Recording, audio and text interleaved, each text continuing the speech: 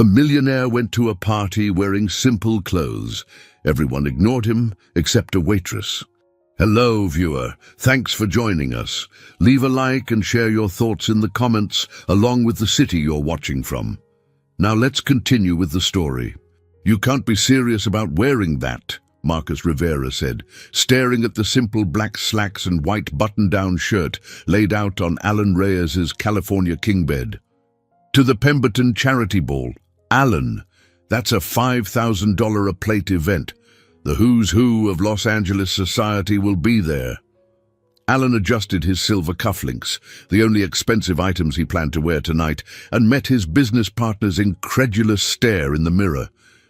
That's exactly why I'm wearing it. Have you lost your mind? We've been trying to get into Margaret Pemberton's inner circle for 3 years. This could be our chance to secure the West Side Development project. And you want to show up looking like what? A normal person. Alan's jaw tightened as he fastened the cufflinks. At 38, he'd built Rivera Reyes Development from nothing into a $200 million empire.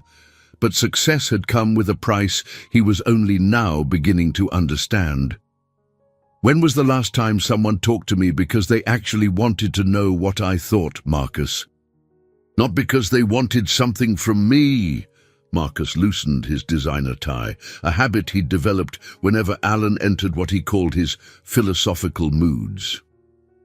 Alan, listen to yourself. You're one of the most eligible bachelors in the city. Women would kill to what? Date my bank account? Alan turned from the mirror, his dark eyes flashing with frustration. Do you know what Veronica Ashford said to me last week at the country club? She said, and I quote, "Alan, darling, I just love how successful you are. It's so attractive when a man can provide the lifestyle a woman deserves." She's not wrong. You can provide. She didn't say she loved me, Marcus. She loved what I could give her. Alan's voice carried the weight of too many similar conversations, too many relationships that felt more like business transactions. I'm tired of being seen as a walking wallet. Just once. I want to know what it feels like to be valued for who I am, not what I own. Marcus sank into the leather armchair beside Alan's walk-in closet, recognizing the determination in his friend's voice. They'd known each other since college at USC, had built their company together through 18-hour days and countless risks. He'd seen Alan weather market crashes, deal with ruthless competitors, and navigate complex business negotiations without breaking a sweat. But the loneliness, that was the one challenge Alan couldn't seem to overcome. So your solution is to lie, to pretend you're not who you are. I'm not lying about anything. Alan pulled on the simple black blazer he'd bought at a mid-range department store that afternoon. I'm just not advertising my net worth. This is still me, Marcus. Same thoughts, same values, same sense of humor. The only difference is I won't be wearing a $20,000 watch or arriving in the Lamborghini. You bought that blazer at Men's Warehouse, didn't you? Guilty.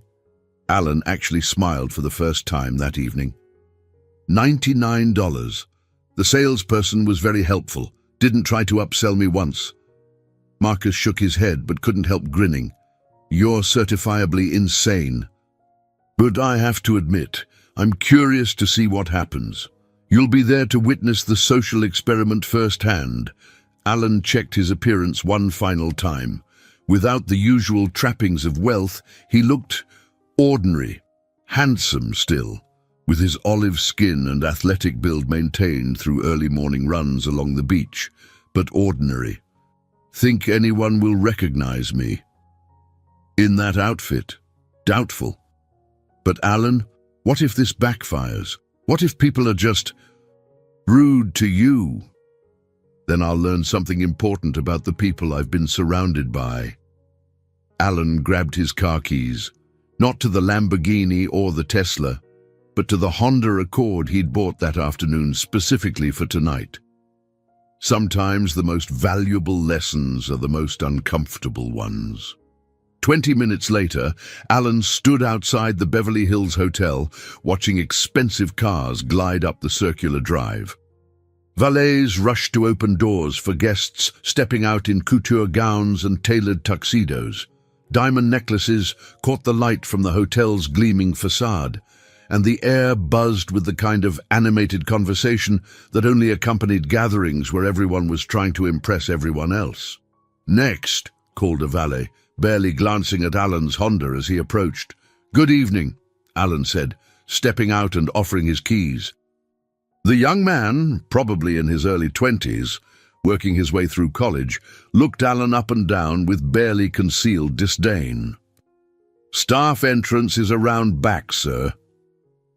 The words hit Alan like a physical blow. He'd expected some level of class discrimination, but the casual dismissal still stung. "Actually, I'm a guest. Alan Reyes." The valet's expression didn't change as he consulted his clipboard. "I don't see... Oh, wait. Here you are." "My apologies, sir." But his tone suggested he wasn't apologetic at all, merely surprised that someone dressed so modestly had managed to afford a ticket to the exclusive event. Alan pocketed the claim ticket and approached the hotel's grand entrance, where a photographer was stationed to capture arrivals. He'd been photographed at this same spot dozens of times over the years, usually with whatever socialite he was dating at the time. Tonight, the photographer's gaze slid right past him to focus on the Masterson family emerging from their Bentley behind him. The ballroom was a vision of gold and crystal, with hundreds of round tables arranged around a dance floor and a small stage where the evening's speakers would address the crowd. Alan had attended this particular charity ball 3 times before, each time seated at one of the premium tables near the front, where the city's elite held court and conducted business between courses. Tonight was different. "Excuse me," Alan said to the hostess at the reception table, a perfectly groomed woman in her 50s who'd greeted him warmly at previous events. "Alan Reyes. I believe I have a reservation." She scanned her list with the kind of efficient smile that suggested she'd rather be anywhere else. "Ah, yes, Mr. Reyes, table 47. Alan accepted his table assignment card and looked around the ballroom. Table 47 was in the back corner, far from the stage and the premium seating area. When he'd RSVP'd, his assistant had simply confirmed his attendance without specifying seating preferences. Apparently, without the usual social markers of wealth, he'd been relegated to what was essentially the kids' table of high society. "First time?" asked a voice beside him. Alan turned to see a woman in her early 60s, elegantly dressed but not ostentatiously so, studying him with kind eyes. "I'm sorry."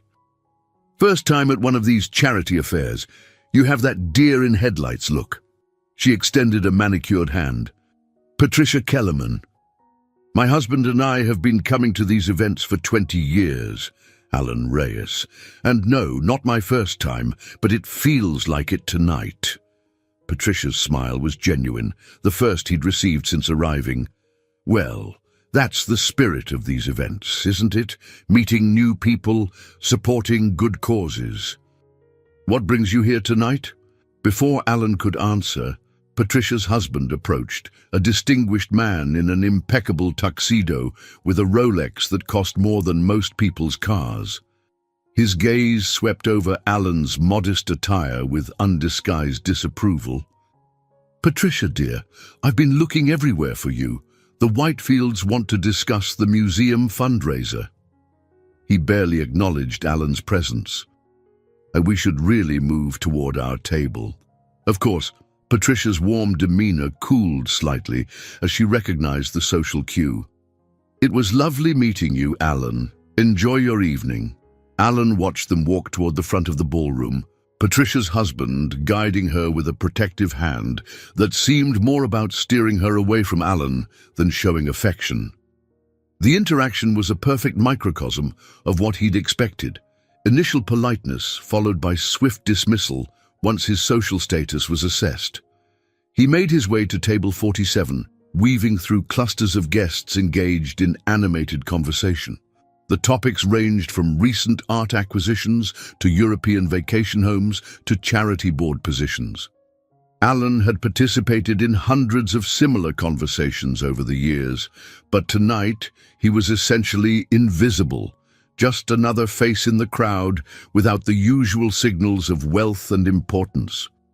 Table 47 turned out to be occupied by an interesting mix of people: a retired teacher and her husband, a local small business owner, a young couple who'd clearly saved up to attend their first major charity event, and an empty chair that Alan assumed was his. These were the people who cared enough about the cause to spend their hard-earned money on tickets, but didn't have the social connections or financial resources to secure better seating. "You must be Alan," said the retired teacher, a woman in her 70s with silver hair and laugh lines around her eyes. "I'm Dorothy Martinez, and this is my husband, Frank. We were wondering who our mystery guest would be." "Pleasure to meet you both." Alan settled into his chair, immediately struck by the genuine warmth of their greeting. No one assessed his clothing or tried to gauge his net worth before deciding how friendly to be. "First time at one of these fancy do's," said Frank, adjusting his clip-on bow tie with endearing self-consciousness. "Dorothy insisted we come. She's been volunteering with the literacy program they're supporting tonight for 15 years. That's wonderful. What got you involved in literacy work?" Alan found himself genuinely interested in her answer, a refreshing change from the superficial small talk that dominated most of his social interactions. Dorothy's face lit up. "I was a third-grade teacher for 32 years. You'd be amazed how many bright children fall behind simply because they don't have books at home or adults who read to them. This program puts books directly into their hands and provides tutoring support. It's changing lives one child at a time." For the next 20 minutes, Alan listened to Dorothy describe her volunteer work with a passion that was infectious. Frank chimed in with stories about the children they'd helped, and the young couple, Sarah and David Kim, who owned a small bakery, shared their own experiences growing up in families where education was valued but resources were limited. It was the kind of conversation Alan had forgotten was possible. No one was trying to impress anyone else or gain advantage. They were simply sharing stories, connecting over shared values, and genuinely enjoying each other's company. "Excuse me, would you like some champagne?" Alan looked up to find a server standing beside their table. A young woman with auburn hair pulled back in a neat ponytail and intelligent green eyes. She wore the standard black and white uniform of the catering staff, but something about her posture and the directness of her gaze set her apart from the typical servers at these events. "Thank you," Alan said, accepting a glass from her tray. "That's very thoughtful." She smiled, not the practiced smile of professional service, but something more genuine. "You're welcome. I noticed your table hasn't gotten much attention from the service staff. Sometimes the back tables get overlooked when it gets busy." "Are we being neglected?" Dorothy asked with mock indignation. "Not on my watch," the server replied with a conspiratorial wink. "I'll make sure you get the same attention as the VIP tables up front." Fair is fair. Alan watched her move to the next table, impressed by her professionalism and the easy way she interacted with guests. In his experience, servers at these high-end events were usually either invisible or overly deferential. This woman seemed to strike a perfect balance, respectful but not subservient, friendly without being familiar. "She seems nice," Sarah Kim observed, following Alan's gaze. "Very professional," Dorothy agreed. "It's refreshing to meet someone who takes pride in their work, regardless of what that work is." The observation struck Alan more deeply than Dorothy could have known. He'd spent years surrounded by people whose friendliness was directly proportional to his perceived usefulness to them. Yet here was someone treating every table with equal consideration, ensuring that everyone felt valued, regardless of their seating assignment or social status. The formal program began shortly after, with Margaret Pemberton taking the stage to welcome guests and introduce the evening's speakers. Alan had met Mrs. Pemberton several times at previous events, where she'd been gracious and engaging. Tonight, as she scanned the crowd from the podium, her gaze passed right over him without recognition. As the speeches continued, Alan found his attention drifting to the servers moving efficiently between tables. The auburn-haired woman caught his eye several times as she ensured everyone's needs were met, always with that same genuine professionalism he'd noticed earlier. When she refreshed the water glasses at his table, he couldn't help but smile at her. "Everything tasting all right?" she asked quietly, not wanting to interrupt the speech. "Perfect, thank you." She paused for just a moment, as if she wanted to say something more, then moved on to the next table. But in that brief exchange, Alan felt something he hadn't experienced in years, the simple pleasure of connecting with another person without any underlying agenda or expectation. The main course was served during a brief intermission, and Alan found himself looking forward to another opportunity to interact with the server. He was surprised by his own reaction. When had he become so starved for authentic human connection that a brief conversation with a stranger felt significant? "You're awfully quiet," Frank observed as they waited for dessert. "Everything all right?" "Just thinking," Alan replied. "This has been educational." "First time seeing how the other half lives?" Dorothy asked with a knowing smile. Alan nearly choked on his wine. If only she knew. "On something like that. People are people, regardless of how much money they have," Dorothy continued. "Some are kind, some aren't. Some are genuine, others put on airs, but you can usually tell pretty quickly which is which if you pay attention." "How do you tell?" "Watch how they treat people who can't do anything for them," Frank said. "That's the real measure of character. How someone treats a server, or a valet, or a janitor that tells you everything you need to know about who they really are." The words resonated with Alan as he watched the interactions around him. At the premium tables, he observed guests barely acknowledging the service staff, treating them as invisible extensions of the table settings. Some were outright rude, snapping fingers to get attention or making demands without please or thank you. But at his table, and others like it throughout the back section of the ballroom, guests consistently said please and thank you, made eye contact with servers, and treated them with basic human courtesy. The correlation between seating assignment and behavior was impossible to ignore. "Dessert and coffee," announced the auburn-haired server as she returned to their table with a tray of individual chocolate torts. The compliments of the chef, who wanted to make sure the back tables got the same presentation as everyone else. "That's very kind," Dorothy said. "What's your name, dear? I'd like to thank the chef personally, and I want to make sure you get credit for the excellent service." "Hannah Gray," she replied, seeming genuinely touched by the offer. "And thank you, but really I'm just doing my job." "You're doing it exceptionally well," Alan said, surprising himself with the directness of the compliment. Hannah met his gaze with those intelligent green eyes, and for a moment, the bustling ballroom seemed to fade around them. "Thank you. That means a lot, especially tonight." "Rough evening." She glanced around quickly to make sure no supervisors were within earshot. Let's just say not everyone has been as polite as your table." Alan felt a surge of anger on her behalf, remembering Frank's words about how people treat those who can't do anything for them. "I'm sorry to hear that. It comes with the territory," Hannah said with a philosophical shrug that suggested she'd learned to roll with whatever attitude came her way. "But tables like this one remind me why I enjoy this work.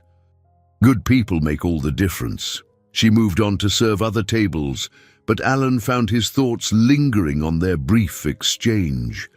There was something about Hannah Gray that intrigued him beyond her professional competence or attractive smile. She seemed genuinely interested in ensuring everyone had a good experience, not because it was required, but because she cared. "You like her," Sarah Kim observed quietly. "I'm sorry." The server, Hannah. "You like her." Sarah's smile was knowing but kind. "It's written all over your face." Alan felt heat rise in his cheeks. "I was just appreciating good service." "Uh-huh." Sarah exchanged a look with her husband, who grinned. "David, remember when we first met?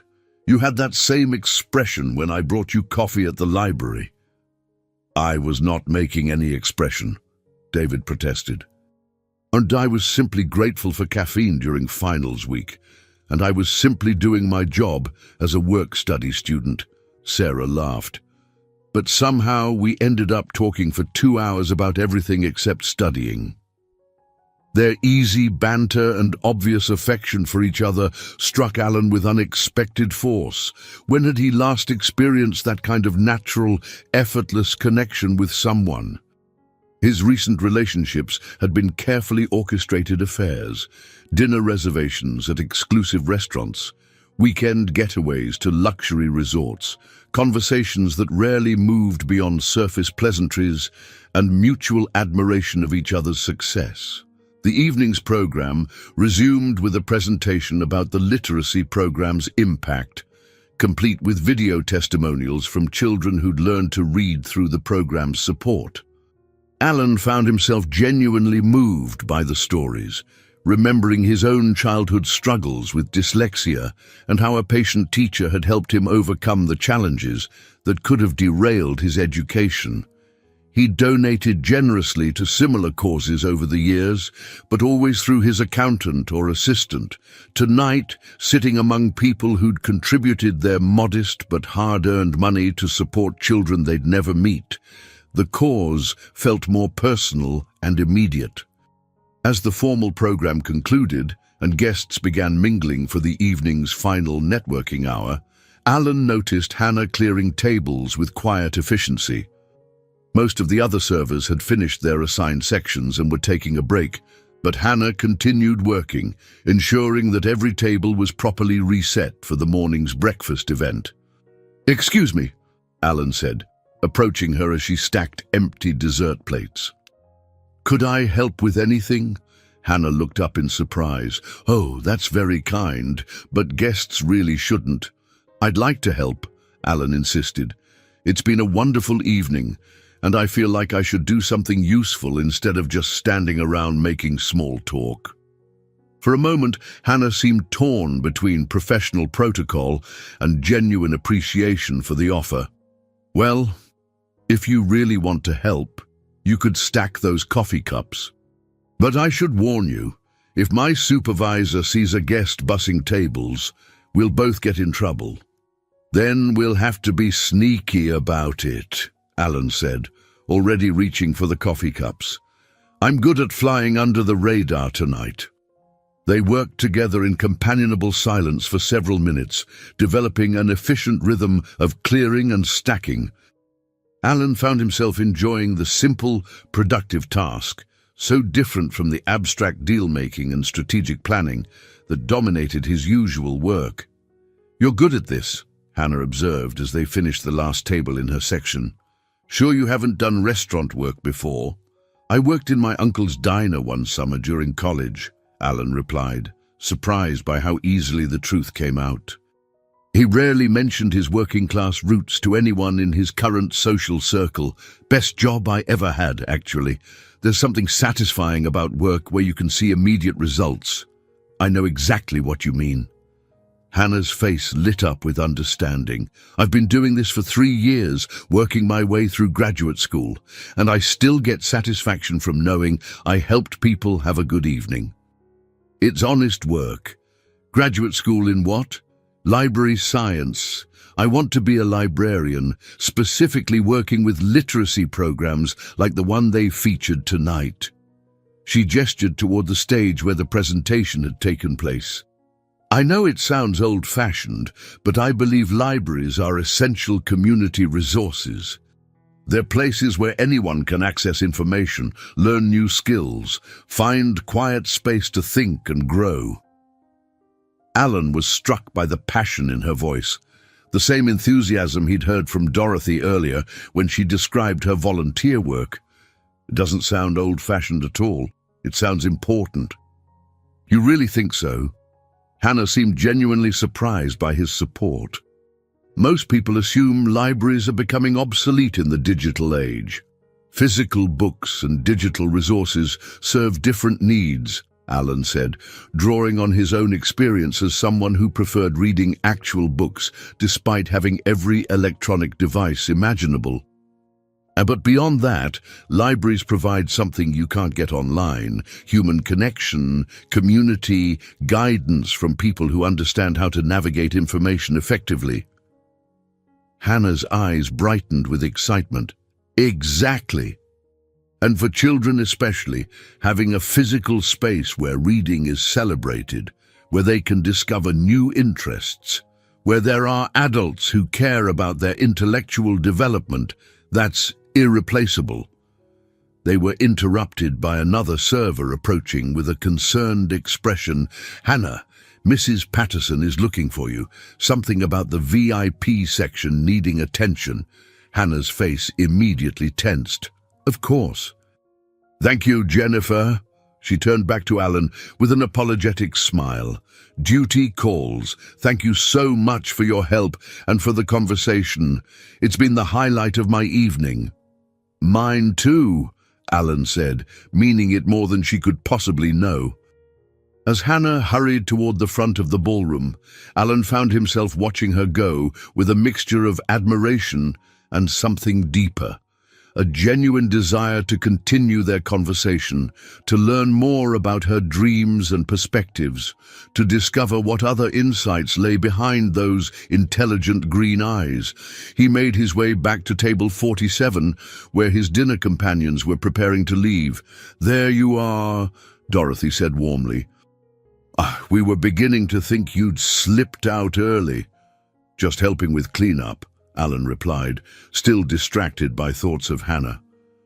"That's very kind of you," Frank said, shaking Alan's hand firmly. "It's been a pleasure meeting you. I hope we'll see you at future events." "I'd like that very much." As the Martinezes and the Kims gathered their belongings and said their final goodbyes, Alan realized how much he'd enjoyed their company. These were people who'd found fulfillment in meaningful work, strong relationships, and service to their community. They didn't need expensive toys or exclusive social circles to feel satisfied with their lives. The ballroom was emptying quickly now, with most guests either heading home or moving to the hotel bar for continued networking. Alan lingered, hoping for another chance to speak with Hannah, but she was busy in the VIP section, dealing with what appeared to be a demanding guest situation. He was about to leave when he noticed a commotion near the front of the ballroom. A well-dressed woman in her 50s was speaking loudly to Hannah, who stood with professional composure despite the obvious stress of the situation. "This is completely unacceptable," the woman was saying as Alan moved closer. "And I specifically requested champagne, not this domestic nonsense you've been serving." "I apologize for any confusion, Mrs. Patterson," Hannah replied calmly. "All guests have been served the same champagne this evening. It's a premium French vintage that the event organizers selected specifically for—" "Don't tell me what I've been drinking, young lady. I know quality when I taste it, and this is not quality." Mrs. Patterson's voice carried across the ballroom, drawing stares from other lingering guests. "I want to speak to your supervisor immediately." Alan recognized Mrs. Patterson from previous events, the wife of a prominent attorney, known for her charitable work, but also for her imperious attitude toward anyone she considered beneath her social station. He'd never paid much attention to her behavior before, but watching her berate Hannah for something that clearly wasn't Hannah's fault filled him with indignation. "I'll find my supervisor right away," Hannah said with admirable restraint. "If you'll excuse me for just one moment." "No, I will not excuse you. This is exactly the kind of poor service that gives these charity events a bad reputation." How can they expect people to donate generously when they can't even provide proper hospitality? Alan saw Hannah's jaw tighten slightly, the first crack in her professional composure. She was trapped in an impossible situation, unable to defend herself against unfair criticism without risking her job, forced to absorb verbal abuse from someone who was clearly using her position as a guest to exercise power over someone she perceived as powerless. Without fully considering the consequences, Alan stepped forward. "Excuse me, Mrs. Patterson," he said in the calm, authoritative tone he used in difficult business negotiations. "I couldn't help but overhear your concern about the champagne." Mrs. Patterson turned toward him with obvious irritation at being interrupted, her gaze quickly assessing his modest clothing and dismissive of his presumed social status. "And you are someone who's been served by this exceptional young woman all evening," Alan replied smoothly. "And I have to say, the champagne has been excellent. Dom Perignon, 2012 if I'm not mistaken, hardly domestic or low quality." "I beg your pardon." Mrs. Patterson's voice rose another octave. "I don't know who you think you are, but this is none of your business." "You're right," Alan said pleasantly. "But watching someone being mistreated for doing their job well is everyone's business. This woman has provided outstanding service all evening while maintaining grace and professionalism, even when faced with challenging situations." Hannah looked mortified at being the center of a scene, but Alan caught her eye and gave her an encouraging nod. He'd dealt with bullies in boardrooms and construction sites. Mrs. Patterson was just another version of the same fundamental problem, someone using perceived power to make others feel small. "How dare you speak to me this way?" Mrs. Patterson sputtered. "Do you have any idea who I am?" "I know exactly who you are," Alan replied quietly. "The question is, do you know who you are? Because the woman I'm looking at right now isn't someone who deserves respect. She's someone who thinks her social position gives her license to treat others poorly." A small crowd had gathered, drawn by Mrs. Patterson's loud complaints and now fascinated by the unexpected confrontation. Alan was vaguely aware of whispered conversations and curious stares, but his focus remained on Hannah, who looked overwhelmed by the attention. Mrs. Patterson's face had gone red with indignation. "I'm going to have you removed from this event. Security!" "That won't be necessary," said a new voice as Margaret Pemberton approached the group. As the evening's hostess, she commanded immediate attention and respect. "Is there a problem here?"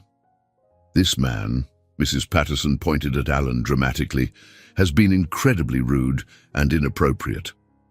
I was simply trying to address a service issue, and he inserted himself into the situation with completely unacceptable behavior." Mrs. Pemberton's gaze moved between Mrs. Patterson, Alan, and Hannah, clearly trying to assess the situation. And what was the service issue? "I was merely pointing out that the champagne quality was below expectations for an event of this caliber," Mrs. Patterson said, moderating her tone slightly in Mrs. Pemberton's presence. "I see." Mrs. Pemberton turned to Hannah. "And how did you address Mrs. Patterson's concern?" "I apologized for any confusion and offered to find my supervisor to discuss the matter further," Hannah replied professionally. "Which sounds like an entirely appropriate response." Mrs. Pemberton's tone was diplomatic but firm. "The champagne this evening was personally selected by our sommelier and has been very well received by our guests. I'm sorry if it didn't meet your particular preferences, Mrs. Patterson, but I don't see any service failure here." Mrs. Patterson looked stunned by the lack of support from Mrs. Pemberton. "Well, the issue wasn't just the champagne. This man was completely out of line." "What exactly did he say that was out of line?" Mrs. Pemberton asked calmly. He defended the server and criticized my behavior." Mrs. Patterson said, as if this explained everything. Nah. Mrs. Pemberton's expression suggested she understood the situation perfectly. Well, defending excellent service seems appropriate to me. Mrs. Gray has been exemplary this evening, as always.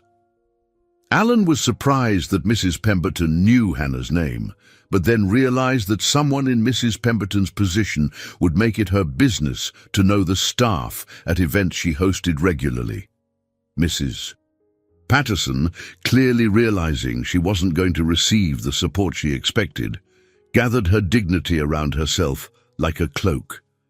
I think I'll be leaving now. Good evening, Margaret. Good evening, Eleanor. Thank you for coming. As Mrs. Patterson swept away, the small crowd of onlookers began to disperse, the entertainment over. Mrs. Pemberton turned her attention to Alan and Hannah. Miss Gray, are you all right? Yes, ma'am. Thank you for your support. You handled that with perfect professionalism. I'm sorry you had to deal with it at all. Mrs. Pemberton then looked at Alan with curious eyes. And you are? Alan Reyes. Mrs. Pemberton's eyebrows rose slightly. Reyes, that name sounds familiar. Do we know each other? Alan felt a moment of panic. If Mrs. Pemberton recognized him, his evening's experiment would be over, his cover blown before he'd fully processed what he'd learned. I don't believe we've been formally introduced. Mrs. Pemberton studied his face for another moment, then seemed to dismiss whatever half-recognition she might have felt. Well, thank you for standing up for Mrs. Gray. It's refreshing to meet someone who understands that how we treat others reflects our own character. As Mrs. Pemberton moved away to attend to other guests, Alan found himself alone with Hannah for the first time since their brief conversation while clearing tables. Thank you, Hannah said quietly. You didn't have to do that. Yes, I did, Alan replied firmly. No one deserves to be treated that way, especially not someone who's been as professional and kind as you've been all evening. Hannah looked down at her hands, which Alan noticed were trembling slightly. The confrontation had affected her more than her composed demeanor had suggested. It's part of the job, really.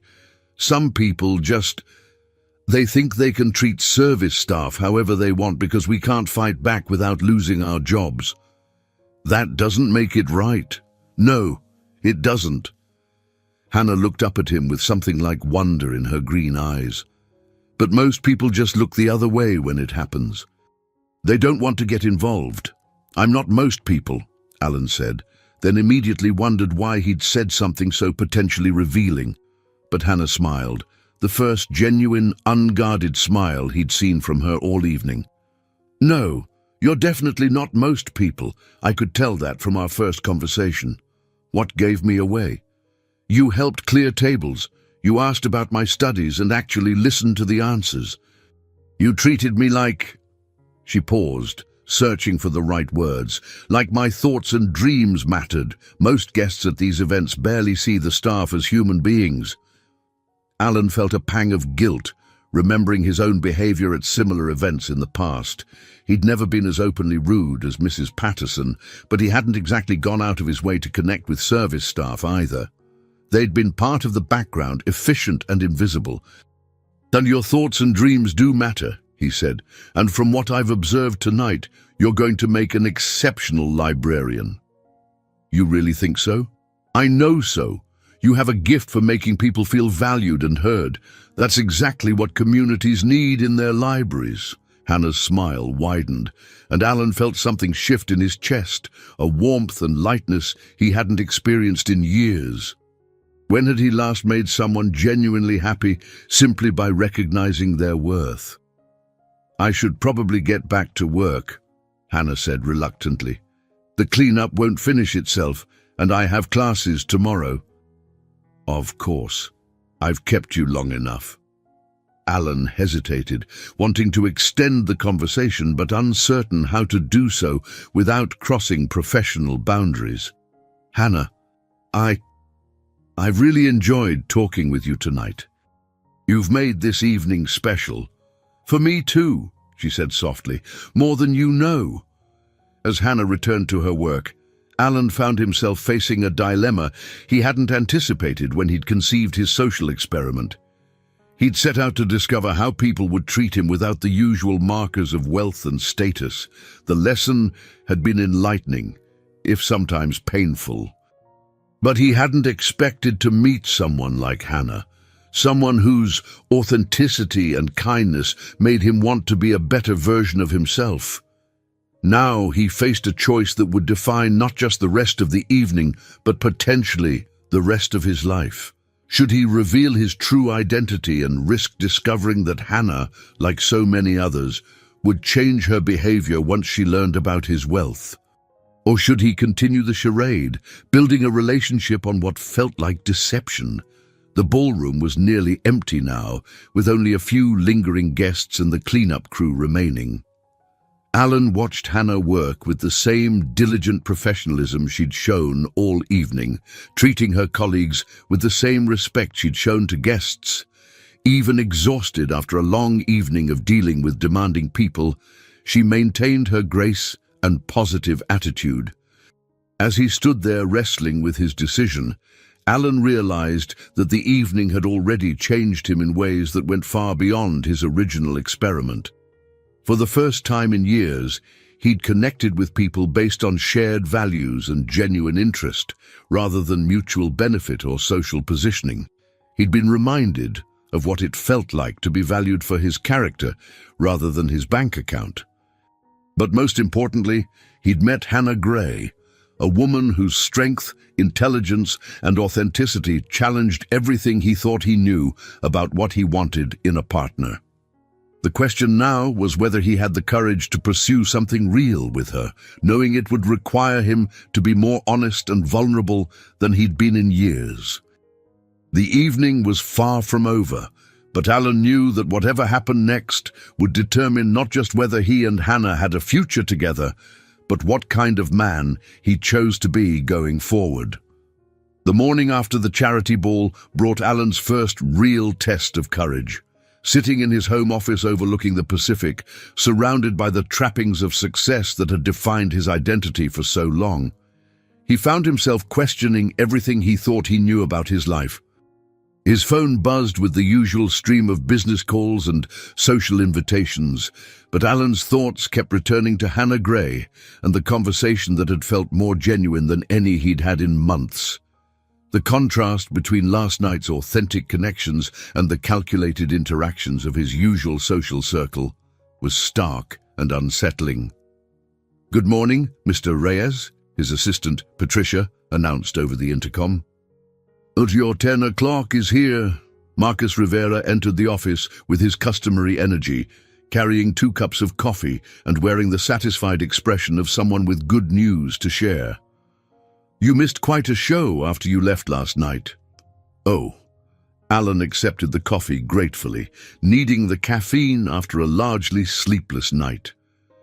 Eleanor Patterson made such a scene about being disrespected by some nobody that Margaret Pemberton finally asked her to leave.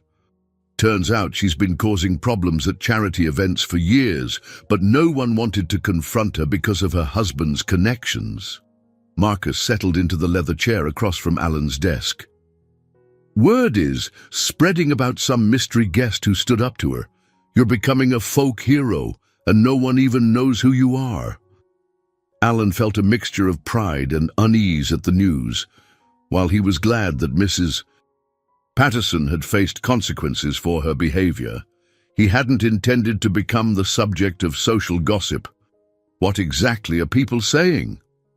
That someone finally had the backbone to call out the entitled behavior that everyone tolerates at these events.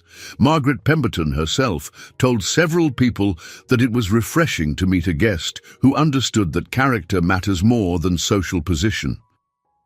Marcus leaned forward with interest. "So tell me everything. How did your experiment go?" Alan set down his coffee and moved to the window, looking out at the ocean that had always provided him with clarity during difficult decisions. It was illuminating. And And I learned that I've been living in a bubble for years, surrounded by people who value me for all the wrong reasons. Alan turned back to face his business partner and oldest friend. Marcus, when was the last time someone asked me what I thought about something that wasn't related to money or business? I ask your opinion all the time. About deals and investments and market trends. When did someone last ask me about my dreams, or what I find meaningful, or how I want to make a difference in the world? Marcus was quiet for a moment, recognizing the serious tone of the conversation. I take it someone did ask you those things last night. Her name is Hannah Gray. She's a graduate student working as a server to pay for school, studying library science because she wants to help kids learn to read. Alan's voice softened as he described her. She treated me with genuine kindness and respect, not because she wanted something from me, but because that's who she is. Alan, please tell me you didn't. I didn't tell her who I really am, if that's what you're asking. But I want to see her again, Marcus. I want to get to know her better. While still pretending to be someone you're not?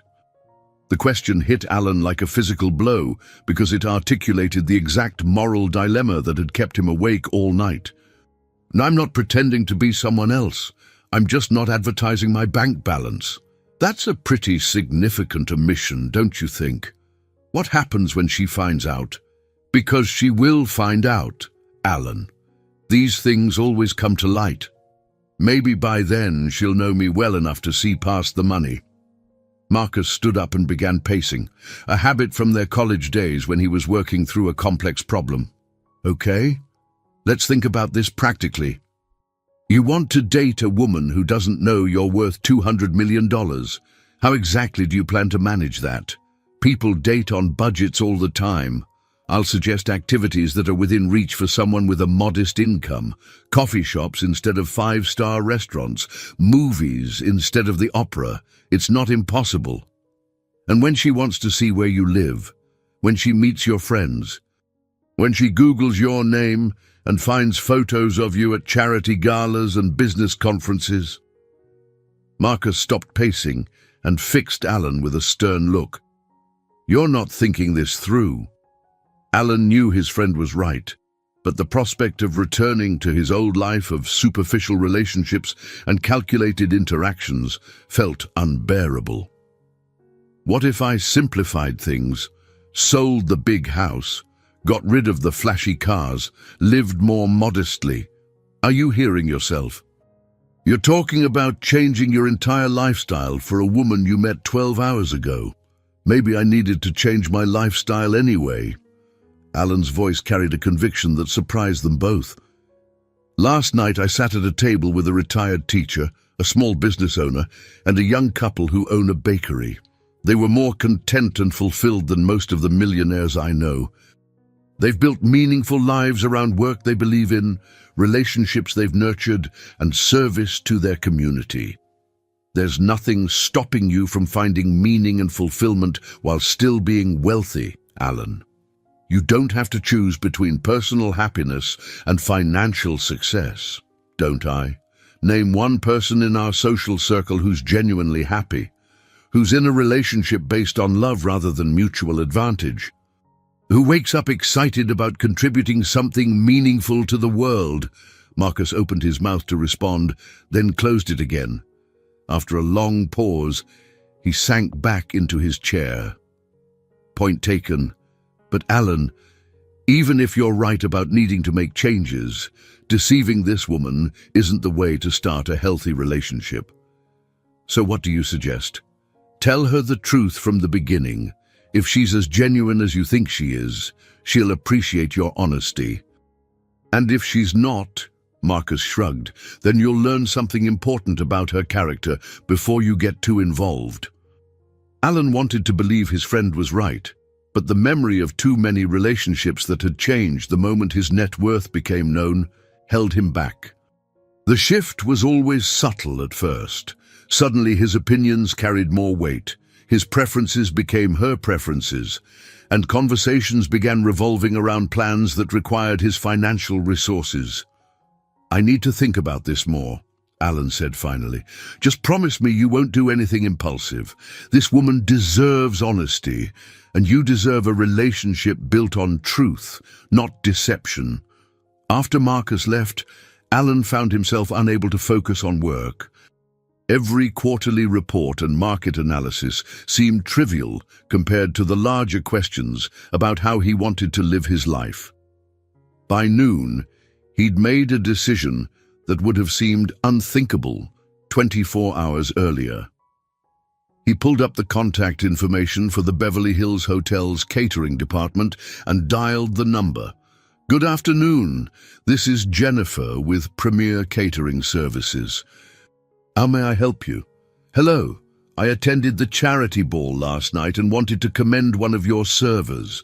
Hannah Gray provided exceptional service, and I'd like to make sure she receives recognition for her professionalism." "That's very kind of you to call, sir. May I have your name?" Alan hesitated for just a moment. "Alan Reyes." "I'll make sure Ms. Gray and her supervisor receive your feedback." "Is there anything else I can help you with today?" "Actually, yes. I was wondering if you could provide me with contact information for Ms. Gray. I'd like to thank her personally." "I'm sorry, sir, but we can't release employee contact information. Company policy." Alan had expected as much, but he'd had to try. "I understand. Thank you for your time." He hung up, feeling frustrated but not defeated. If Hannah was a graduate student, she was probably at one of the local universities. Library science programs weren't common, which would narrow the possibilities considerably. 40 minutes later, Alan had identified 3 universities within reasonable commuting distance of the Beverly Hills Hotel that offered library science programs. UCLA seemed the most likely given its proximity and reputation. But how to find one graduate student among thousands without seeming like a stalker? The answer came to him as he remembered Hannah's passionate description of her career goals. She wanted to work with literacy programs, specifically helping children learn to read. There had to be student organizations or volunteer opportunities related to that interest. Alan spent the rest of the afternoon researching literacy programs in the Los Angeles area, looking for connections to local universities. By evening, he'd identified several possibilities, including a reading tutoring program at the Westwood Public Library that partnered with UCLA's School of Education and Information Studies. Saturday morning found Alan doing something he hadn't done in years, walking into a public library. The Westwood branch was smaller than he'd expected, but bustling with activity. Children's story time was ending in one corner. Teenagers worked on homework at communal tables, and adults browsed the stacks with the focused attention of people who still valued physical books. "Can I help you find anything?" asked a librarian at the information desk. "Oh, I'm interested in volunteer opportunities, specifically literacy tutoring," Alan replied, feeling only slightly awkward about the half-truth. "Wonderful. We're always looking for volunteer tutors. Let me get you some information about our programs." The librarian, a woman in her 40s with kind eyes behind wire-rimmed glasses, gathered several brochures from behind the desk. "We have programs for different age groups and skill levels. Do you have experience working with children?" "Some," Alan said, thinking of the scholarship program his company funded at a local elementary school. He'd visited the classroom several times over the years, though always in his capacity as a donor rather than a hands-on volunteer. "The Tuesday evening program is our most popular for working professionals. It runs from 6 to 8, and we pair volunteers with children who need extra reading support. Training is provided, of course." "That sounds perfect. When does the next training session begin?" "This Tuesday, actually. Perfect timing." She handed him a registration form. "Just fill this out and bring it with you on Tuesday evening. The training room is upstairs in the community meeting space." Alan completed the form, using his real name but listing his occupation simply as business owner rather than specifying the scale of his business. As he prepared to leave, the librarian smiled warmly. "I'm so glad you're interested in volunteering, Mr. Reyes. Reading, tutoring makes such a difference in children's lives, and we can always use more male volunteers. Many of our kids don't have positive male role models at home." The comment stayed with Alan as he left the library. He'd never thought about the broader impact of literacy work beyond the obvious educational benefits. But of course, it would matter to children to see that reading and learning were valued by adults from all backgrounds, not just professional educators. Tuesday evening arrived with Alan feeling more nervous than he had before important business presentations. He'd chosen his clothes carefully: khakis, a button-down shirt, and a blazer that looked professional but not expensive. The same middle-class disguise he'd worn to the charity ball, but this time it felt less like deception and more like discovering a part of himself he'd forgotten existed. The library's community room was set up with several tables, each surrounded by folding chairs. About 20 people had gathered for the training session, a diverse mix of ages and backgrounds, united by their willingness to volunteer their time for a worthy cause. "Good evening, everyone," said a familiar voice from the front of the room. Alan looked up to see Hannah Gray standing near a flip chart, wearing jeans and a UCLA sweatshirt, her auburn hair loose around her shoulders instead of pulled back in the professional ponytail from the charity ball. She looked younger and more relaxed, but just as beautiful as he remembered. "And I'm Hannah Gray, one of the program coordinators," she continued, apparently not having noticed Alan among the group of new volunteers. "I'm also a graduate student in library science at UCLA, working on my thesis about community-based literacy interventions." Alan felt a surge of satisfaction at having correctly deduced her university affiliation, followed immediately by uncertainty about whether his presence here constituted creepy stalking behavior or romantic determination. The line between the two seemed distressingly thin. "Sir, before we get started with the formal training materials, I'd like everyone to introduce themselves and share why you're interested in literacy tutoring," Hannah said. "It helps us understand what brings people to this work and how to best support you as volunteers." One by one, the volunteers shared their motivations. A retired elementary school principal wanted to stay connected to education. A college student was fulfilling community service requirements for her sorority. A young father hoped to better understand how to help his own children with reading. When it was Alan's turn, he felt 20 pairs of eyes on him, including Hannah's. "I'm Alan Reyes. I'm here because I believe reading opens doors that might otherwise remain closed. I was fortunate to have teachers who helped me overcome learning challenges when I was young, and I'd like to pay that forward." It was completely true, if not the whole truth. Hannah's eyes widened with recognition as he spoke, and a smile played at the corners of her mouth, but she maintained her professional composure as the introductions continued around the table. After the formal training session, which covered everything from age-appropriate reading strategies to mandatory reporting requirements for volunteers working with children, the group began to disperse. Alan lingered, ostensibly to ask questions about the program, but really hoping for a chance to speak with Hannah privately. "Excuse me, Ms. Gray," he said as she gathered her materials. "I wanted to thank you for the excellent training. The program sounds very well designed." Hannah looked up with a mixture of surprise and amusement. "Mr. Reyes, isn't it? I have to admit, I'm curious about what brought you here tonight." "Genuine interest in literacy work," Alan replied, which was true even if it wasn't his primary motivation. "And it has nothing to do with our conversation at the charity ball the other night." Alan felt heat rise in his cheeks. Would you think less of me if it did?" Hannah considered the question seriously, tilting her head in a way that made Alan's heart rate quicken. That depends. Are you here because you're genuinely interested in the work, or because you're trying to impress me? Both, Alan said honestly. I meant what I said about paying forward the help I received as a child. But I'd be lying if I said I wasn't hoping to see you again. At least you're honest about it. Hannah's smile became more genuine. Most men who want to ask me out just ask me out.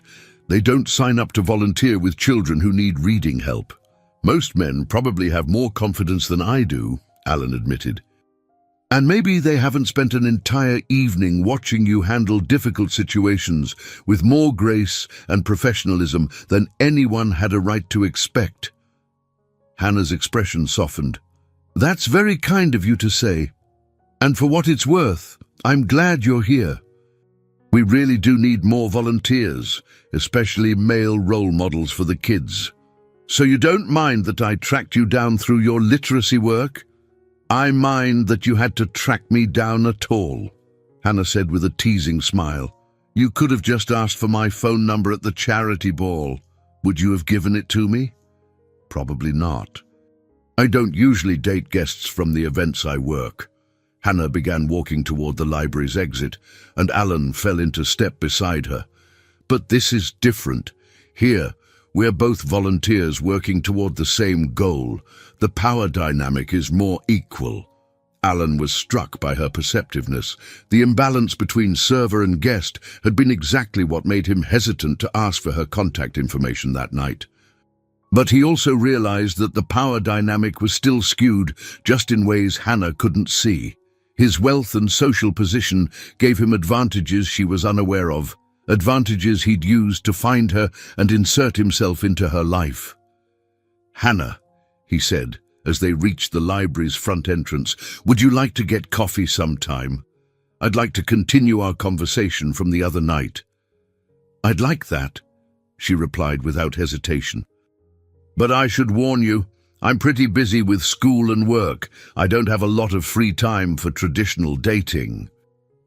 What does non-traditional dating look like? Alan asked, genuinely curious.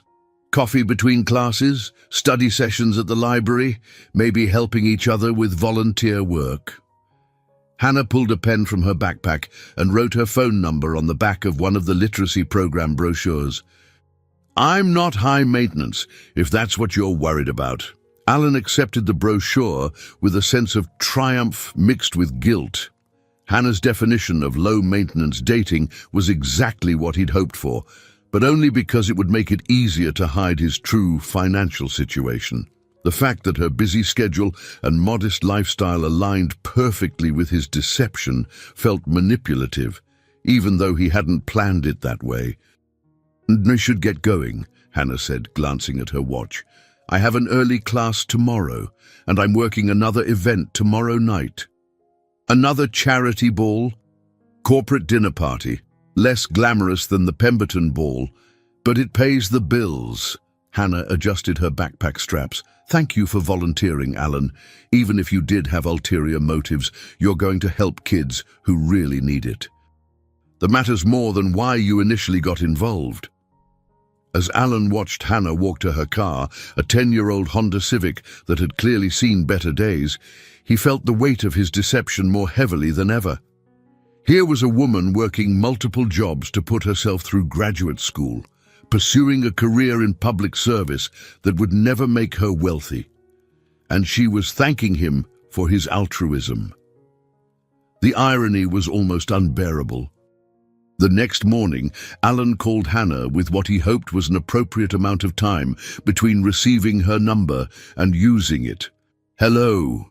Her voice was slightly breathless, as if she'd been rushing. Hannah, it's Alan Reyes from last night's volunteer training. Is this a bad time? Alan, hi. No, it's fine. I'm just running between classes. What's up? I was wondering if you'd like to get that coffee we talked about. I know you said you're busy, but maybe we could find a time that works with your schedule. There was a pause, and Alan could hear the sounds of campus life in the background. Students talking, cars passing, the general bustle of university life. Actually, I have about an hour free this afternoon between my cataloguing class and my shift at the catering company. There's a coffee shop on campus that's pretty good, if you don't mind the college atmosphere. That sounds perfect. What time and where?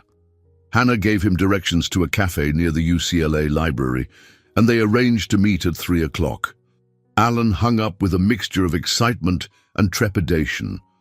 This would be their first real one-on-one conversation, their first opportunity to get to know each other without the context of work or volunteer obligations.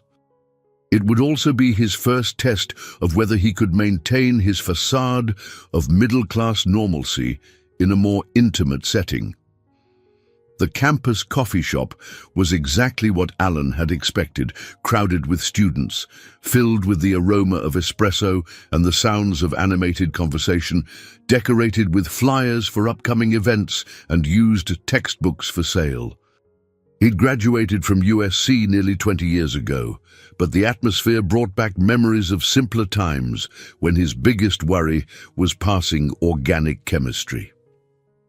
Hannah arrived a few minutes after 3, slightly out of breath and carrying an armload of textbooks. She wore jeans and a UCLA hoodie, her hair pulled back in a messy bun that made her look younger than her 34 years. "Sorry I'm late," she said, dropping into the chair across from him.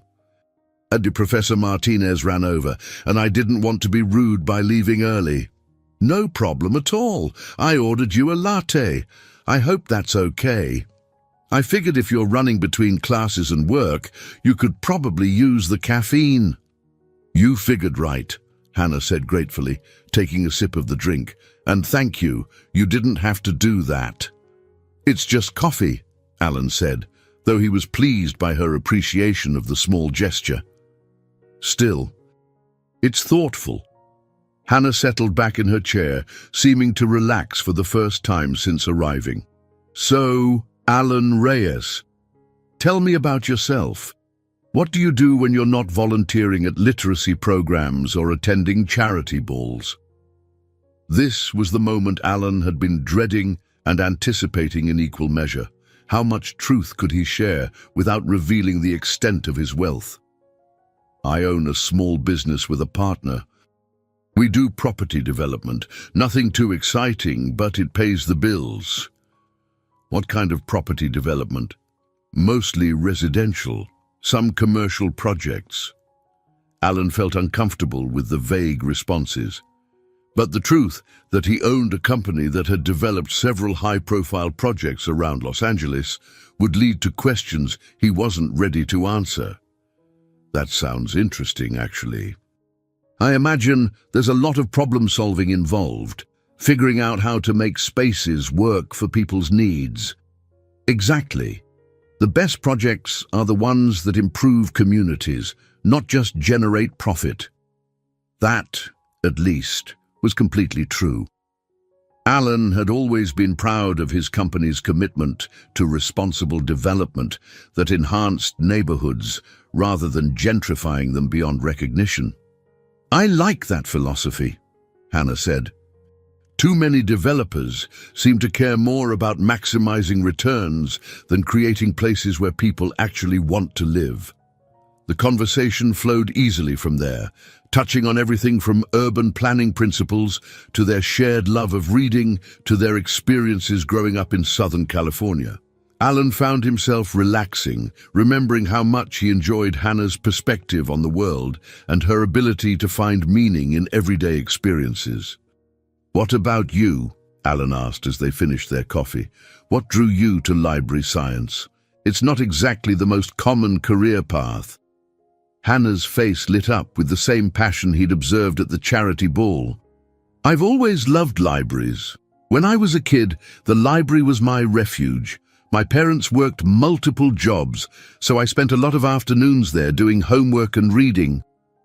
The librarians knew me by name, helped me find books that matched my interests, made me feel like my curiosity mattered." "That sounds like it was important to you." "It was everything to me. The library was where I learned that there were worlds beyond my immediate experience, that education could take me anywhere I wanted to go. Hannah's voice became more animated as she continued. I want to provide that same experience for other kids, especially ones from families where books aren't a priority or college seems impossible. Alan was struck by the parallel between their backgrounds, though Hannah's working-class roots were more recent and immediate than his own. Did you always know you wanted to work with children's literacy? Not exactly. I started college thinking I'd become a teacher, but I realized I wanted to reach beyond just one classroom. Libraries serve entire communities. They're places where anyone can access information, regardless of their economic situation or educational background. Hannah checked her watch and sighed. I could talk about this for hours, but I should probably get going soon. I need to change for tonight's event. Right, the corporate dinner party. What's that like compared to charity balls? Less formal, usually more relaxed. The guests are there for business networking rather than social positioning, so they tend to be more straightforward. Hannah gathered her textbooks. Though I'll probably still get asked if I'm an actress or model trying to make it in Hollywood. People assume attractive women in Los Angeles are all aspiring entertainers. Alan winced at the casual mention of the stereotyping Hannah probably faced regularly. That must get old quickly. You have no idea. But at least the tips are usually good at corporate events. The guests are trying to impress their colleagues, so they're more generous. Hannah stood up, slinging her backpack over her shoulder. Thank you for the coffee, Alan. I really enjoyed talking with you. Me too. Would you like to do this again sometime? I'd love to, but like I said, my schedule is pretty crazy. Between classes, thesis research, and working events almost every weekend, Hannah trailed off apologetically. What if I came to you? I mean, what if we found ways to spend time together that fit into your existing routine? Alan had been thinking about this since their conversation the night before. You mentioned study sessions at the library. I could bring work and sit nearby, maybe help you review material, or just provide company during long research sessions. Hannah looked surprised by the suggestion. You'd want to spend your free time in the library watching me work on my thesis. I'd want to spend time with you, regardless of the setting, and libraries are great for getting work done. I could bring my laptop, catch up on emails and reports while you focus on your research. That's actually really sweet. Most guys I've dated get frustrated with how much time I spend on schoolwork. Most guys you've dated probably weren't building their own businesses, Alan replied. I understand what it's like to have work that follows you home. In that case, I'd love the company. The graduate library can get pretty lonely during evening study sessions.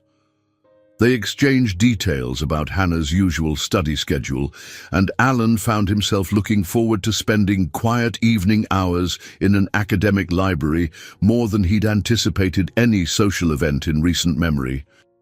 As they walked out of the coffee shop together, Alan caught sight of their reflection in the window and was struck by how normal they looked. Just two people who'd met and enjoyed each other's company, planning future time together without calculation or agenda. It was exactly what he'd hoped for, and exactly what made his deception feel increasingly problematic. That evening, Alan sat in his home office trying to focus on quarterly reports, but his thoughts kept drifting to Hannah and the ethical complexity of his situation. He was falling for a woman who believed he was someone he wasn't, not fundamentally different, but certainly in a different economic class, with different life experiences and options. The phone rang, interrupting his brooding. Alan, it's Margaret Pemberton. Alan nearly dropped the phone. Mrs. Pemberton, good evening. What can I do for you? I'm calling about Saturday night's incident with Eleanor Patterson. I've been thinking about it quite a bit, and I wanted to follow up with you. I hope I didn't cause any problems for the event or the literacy program. Quite the opposite. Your intervention was exactly what the situation required, and I've been curious about you ever since. There was a pause. "Alan, I've been hosting charity events in this city for over 20 years. I know most of the regular attendees, their families, their business affiliations, but I can't seem to place you." Alan's heart began racing. "I keep a relatively low profile. And yet you were comfortable confronting Eleanor Patterson in a room full of Los Angeles society elite. That suggests either remarkable confidence or significant social standing of your own, or just a low tolerance for watching people being mistreated," Alan said carefully. "Perhaps, but there was something about the way you handled the situation that reminded me of someone. I keep thinking I should know you." Alan forced himself to remain calm. "I'm sorry I can't be more helpful. Perhaps we've met at business functions rather than social events." "That's possible. What line of work are you in?" "Property development." "Ah, that explains it. My late husband was in commercial real estate before he retired. We knew quite a few developers over the years." Mrs. Pemberton seemed satisfied with the explanation. "Well, regardless of where I might have encountered you before, I wanted to thank you again for standing up for Miss Gray. She's a lovely young woman who's been working my events for several years. Always professional, always kind to everyone regardless of their attitude toward her. She mentioned she's been working while finishing graduate school. That takes a lot of dedication." "Indeed it does. In fact, I've been so impressed with her work ethic that I've offered to write a recommendation letter for her when she applies for librarian positions. We need more people like her in public service." Alan felt a surge of affection for Mrs. Pemberton, realizing that despite her wealth and social position, she genuinely cared about people like Hannah who were working hard to better themselves and contribute to their communities. "That's very generous of you," he said. "It's the least I can do. Talent and character should be recognized and supported, don't you think?" "Absolutely. Well, I won't keep you any longer. I hope to see you at future events, Alan. We need more guests who understand that how we treat others reflects our own values." After Mrs. Pemberton hung up, Alan sat staring at his phone, feeling the weight of her words. She was right about character being reflected in how people treated others, but what did it say about his character that he was building a relationship with Hannah based on omission and misdirection? The next few weeks fell into a comfortable pattern that both thrilled and tormented Alan. 3 evenings a week, he met Hannah at the UCLA Research Library, where they settled into adjacent study spaces and worked in companionable silence. Alan brought his laptop and caught up on emails, financial reports, and project proposals, while Hannah researched her thesis on community-based literacy interventions. During breaks, they took walks around campus or grabbed coffee from the library's cafe, talking about everything from Hannah's research findings to Alan's thoughts on sustainable development practices. Their conversations revealed shared values and complementary perspectives that made Alan increasingly certain that Hannah was someone he could build a meaningful relationship with.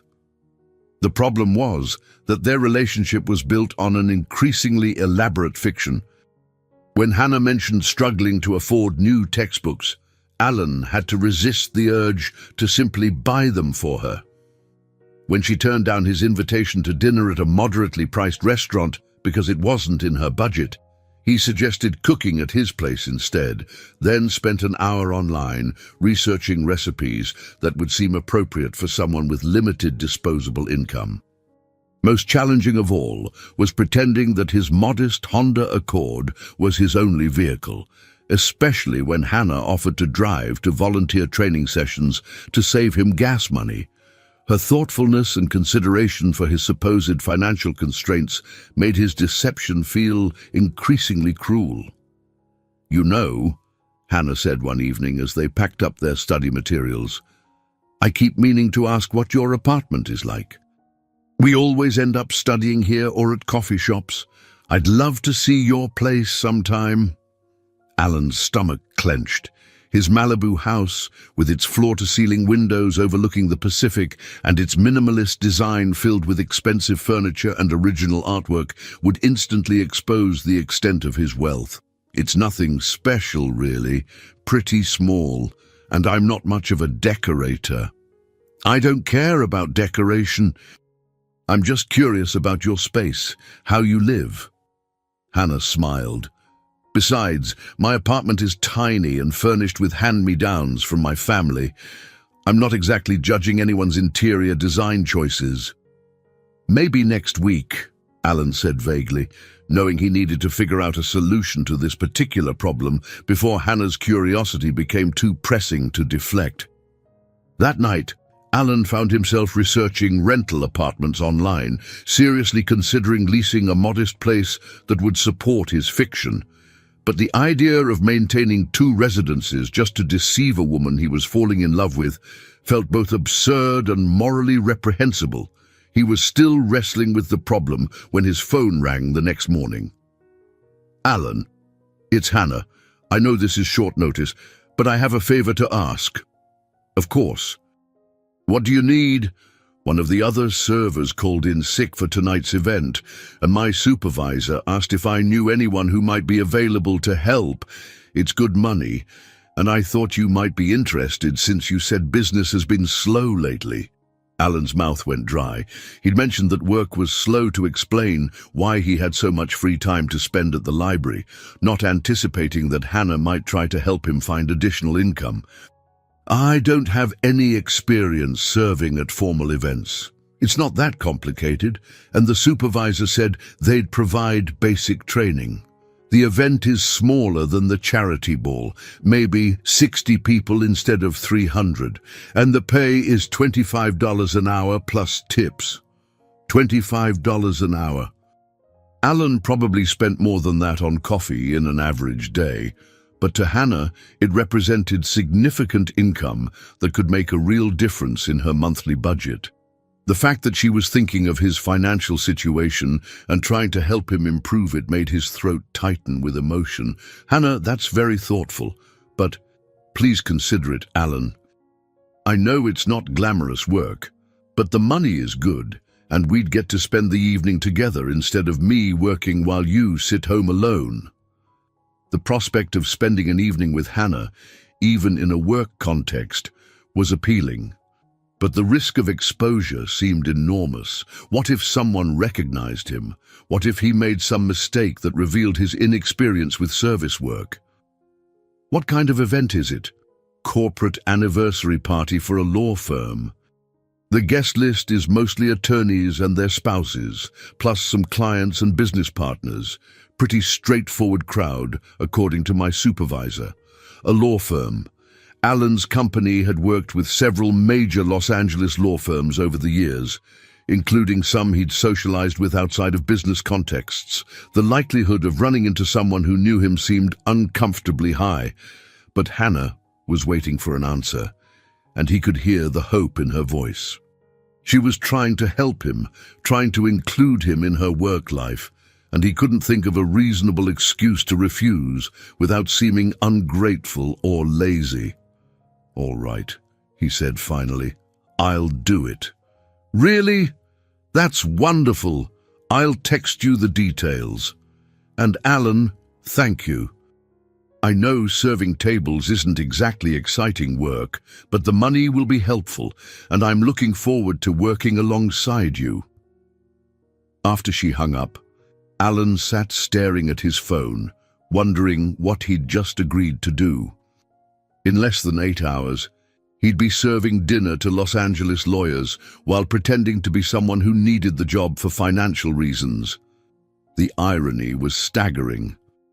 He'd started this entire charade to discover what it felt like to be valued for who he was rather than what he owned. Now he was about to literally serve people who might recognize him, all to maintain a deception that was becoming more complicated by the day. But as he thought about Hannah's excitement at the prospect of working together, about her thoughtfulness in trying to help him financially, Alan realized that the evening ahead might be exactly the test he needed. If he could successfully navigate an event where his two worlds might collide, perhaps he could find a way to gradually reveal the truth to Hannah without losing her respect. Or perhaps the evening would end in disaster, forcing a reckoning he wasn't prepared for. Either way, Alan was about to discover just how far he was willing to go to protect the most genuine relationship he'd had in years. At 6 o'clock that evening, Alan stood outside the back entrance of the Century Plaza Hotel, wearing black slacks, a white shirt, and a black bow tie that felt like a noose around his neck. He'd spent the afternoon practicing carrying trays and memorizing the basics of formal service, drawing on half-remembered lessons from his uncle's diner 20 years ago. "Alan, you made it." Hannah's voice carried relief and excitement as she approached from the employee parking area. She wore the same professional server's uniform he'd first seen her in eyes, her auburn hair pulled back in that neat ponytail that made her look both efficient and beautiful. "Wouldn't miss it," Alan replied, hoping his nervousness didn't show. "Though I have to admit, I'm a little anxious about not embarrassing myself on my first night." "You'll be fine. The key is to stay calm, pay attention to what the guests need, and remember that most people don't really see servers anyway. We're part of the background." Hannah's matter-of-fact tone suggested this invisibility was something she'd not only accepted, but learned to use to her advantage. They entered through the service entrance, and Alan was struck by the stark contrast between the hotel's elegant public spaces and the utilitarian back-of-house areas. Fluorescent lighting illuminated concrete hallways lined with supply closets and staff bulletin boards. The glamour that guests experienced was supported by an entirely different world that most of them never saw. "Hannah, there you are," called a harried-looking woman in her 50s carrying a clipboard, "and you must be Alan. I'm Susan Martinez, the catering supervisor. Hannah vouched for you, so I'm trusting you won't make me regret this last-minute addition to the staff." "I'll do my best, Ma'am," Alan replied, falling back on the respectful tone he'd used with authority figures during his own working-class youth. "Good. Basic training in 5 minutes. Then we start setting up. This is a smaller event, but the client is particular about service standards." Susan's gaze swept over Alan appraisingly. "You clean up well, at least. Follow Hannah's lead, don't freelance, and if you have any questions, ask me or one of the senior staff, not the guests." The next hour passed in a blur of instruction and preparation. Alan learned the proper way to carry multiple plates, how to pour wine without dripping, and the subtle signals servers used to communicate with each other during events. His business experience with high-end client service translated surprisingly well to restaurant work, though the physical demands were more challenging than he'd anticipated. "The guest list is mostly partners from Thornfield, Klein and Associates, plus their major clients," Hannah explained as they arranged glasses at the bar setup. "It's their 20th anniversary, so expect a lot of speeches and toasts throughout the evening." Alan's blood chilled. Thornfield, Klein and Associates was one of the most prominent law firms in Los Angeles, and he'd worked with them on several major development projects over the years. James Thornfield himself had been a guest at Alan's house for dinner parties, and Alan had attended Thornfield's daughter's wedding just 2 years ago. "Something wrong?" Hannah asked, noticing his sudden tension. "No, just concentrating on getting everything right," Alan managed. The guests began arriving at 7, and Alan positioned himself strategically near the kitchen, hoping to avoid the main reception area where he might be recognized. But as the evening progressed and drink orders increased, he found himself venturing further into the crowd, carrying trays of champagne and hors d'oeuvres among lawyers, judges, and business leaders who represented the elite of Los Angeles's legal community. For the first hour, his strategy worked. Guests accepted drinks and appetizers without really looking at him, focused instead on their conversations about recent cases, judicial appointments, and firm politics. Alan began to relax, thinking he might actually survive the evening without incident. Then he saw Robert Chen approaching the bar where Alan was helping to serve wine. Robert was a senior partner at Thornfield Klein and had worked closely with Alan on the West Side Towers project the previous year. They'd spent hours in meetings together, had shared meals, had even played golf at Alan's country club. There was no possibility that Robert wouldn't recognize him.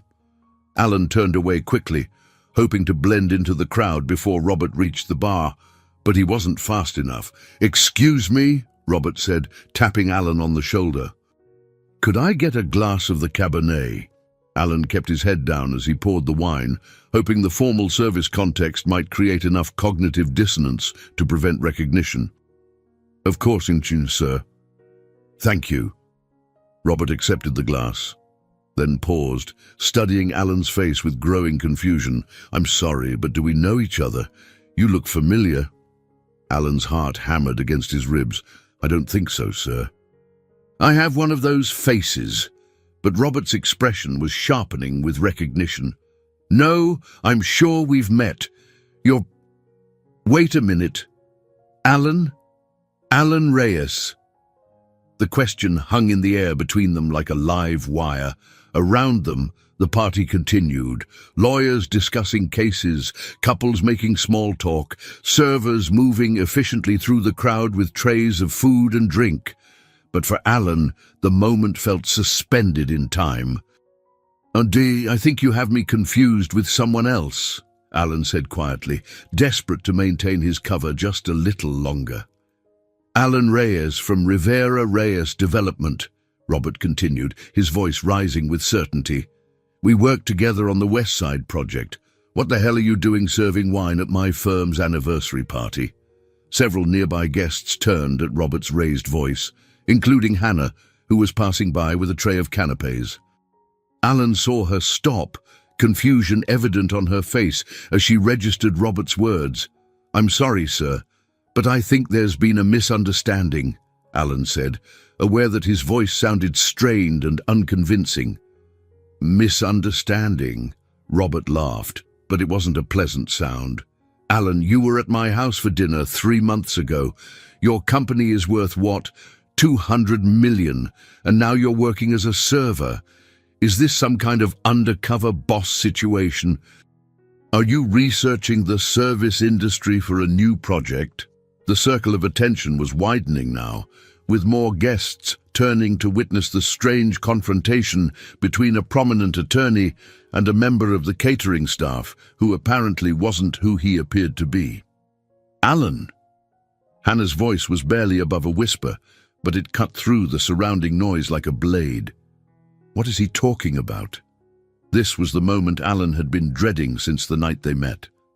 He could continue to deny Robert's claims, hope to convince people that it was a case of mistaken identity, and try to salvage his deception for a little longer, or he could face the truth and the consequences of his months-long lie. Looking at Hannah's face, seeing the confusion giving way to suspicion and hurt, Alan realized that the choice had already been made for him. "Hannah, I can explain," he said, abandoning any pretense. "Explain what?" But Hannah's expression suggested she was already putting pieces together, remembering inconsistencies in his stories, moments when his behavior hadn't quite matched his supposed financial circumstances. "Holy shit," Robert said, finally understanding the situation. "You've been working as a server under a fake identity." "Alan, what the hell is going on?" The commotion had attracted the attention of James Thornfield himself, who approached the group with the authoritative presence that had made him one of Los Angeles's most successful trial attorneys. "Robert, what's all the noise about?" Thornfield asked, then stopped short when he saw Alan. "Alan Reyes, what are you doing here? And why are you dressed like—" His voice trailed off as he processed the situation. "Mr. Thornfield," Alan said, knowing there was no point in pretending anymore. "Good evening. This is surreal, Thornfield said, shaking his head in disbelief. Alan, you're one of the wealthiest developers in the city. What possible reason could you have for working as a server at my anniversary party? The circle of onlookers had grown to include most of the party's guests, all of them staring at the bizarre scene unfolding before them. Alan felt exposed and foolish, but mostly he felt sick at the look of betrayal on Hannah's face. It's complicated, Alan said weakly. Complicated. Hannah's voice was sharp now, cutting through his pathetic attempt at explanation. You lied to me. For months, you've been lying to me about who you are, what you do, how you live. Why? The question hung in the air, and Alan realized that everyone was waiting for his answer, not just Hannah, but the entire room full of people who were witnessing this public unraveling of his carefully constructed deception. Because, Alan said, his voice stronger now as he made the decision to tell the complete truth, regardless of the consequences. I was tired of people only seeing my bank account instead of seeing me. The room fell silent, except for the soft background music that continued playing despite the drama unfolding on the floor. I've spent years surrounded by people who valued me for my wealth, who pretended to care about my thoughts and feelings because they wanted something from me. Alan continued, looking directly at Hannah even as he addressed the room. I went to a charity ball a few months ago, dressed in ordinary clothes, and I was ignored and dismissed by nearly everyone there, except for one person. His gaze never left Hannah's face as he continued. One person treated me with kindness and respect, asked about my thoughts and dreams, made me feel valued as a human being instead of as a walking ATM. I wanted to know if that kindness was real, if someone could care about me without knowing about my money. So you decided to lie to her? Robert asked, his tone suggesting he found Alan's reasoning both fascinating and appalling. I decided to be myself, without the complications that wealth brings to relationships, Alan replied. Every woman I've dated in the past 10 years has changed once she learned about my net worth. Suddenly, my opinions mattered more. My preferences became her preferences, and our conversations started revolving around expensive trips and exclusive restaurants. Hannah's eyes were bright with unshed tears, but her voice was steady when she spoke. And so instead of giving me the chance to prove I was different, you decided to test me by lying to me. Yes, Alan said simply. And I know how that sounds. I know how wrong it was. But Hannah, these past few months with you have been the most genuine, fulfilling relationship I've ever had. You've seen me more clearly than anyone ever has, and you've cared about me for who I am, not what I can provide. Except I don't know who you are, Hannah said, her voice breaking slightly. The man I've been falling for doesn't exist. He's a character you created to manipulate me. That's not true, Alan said desperately.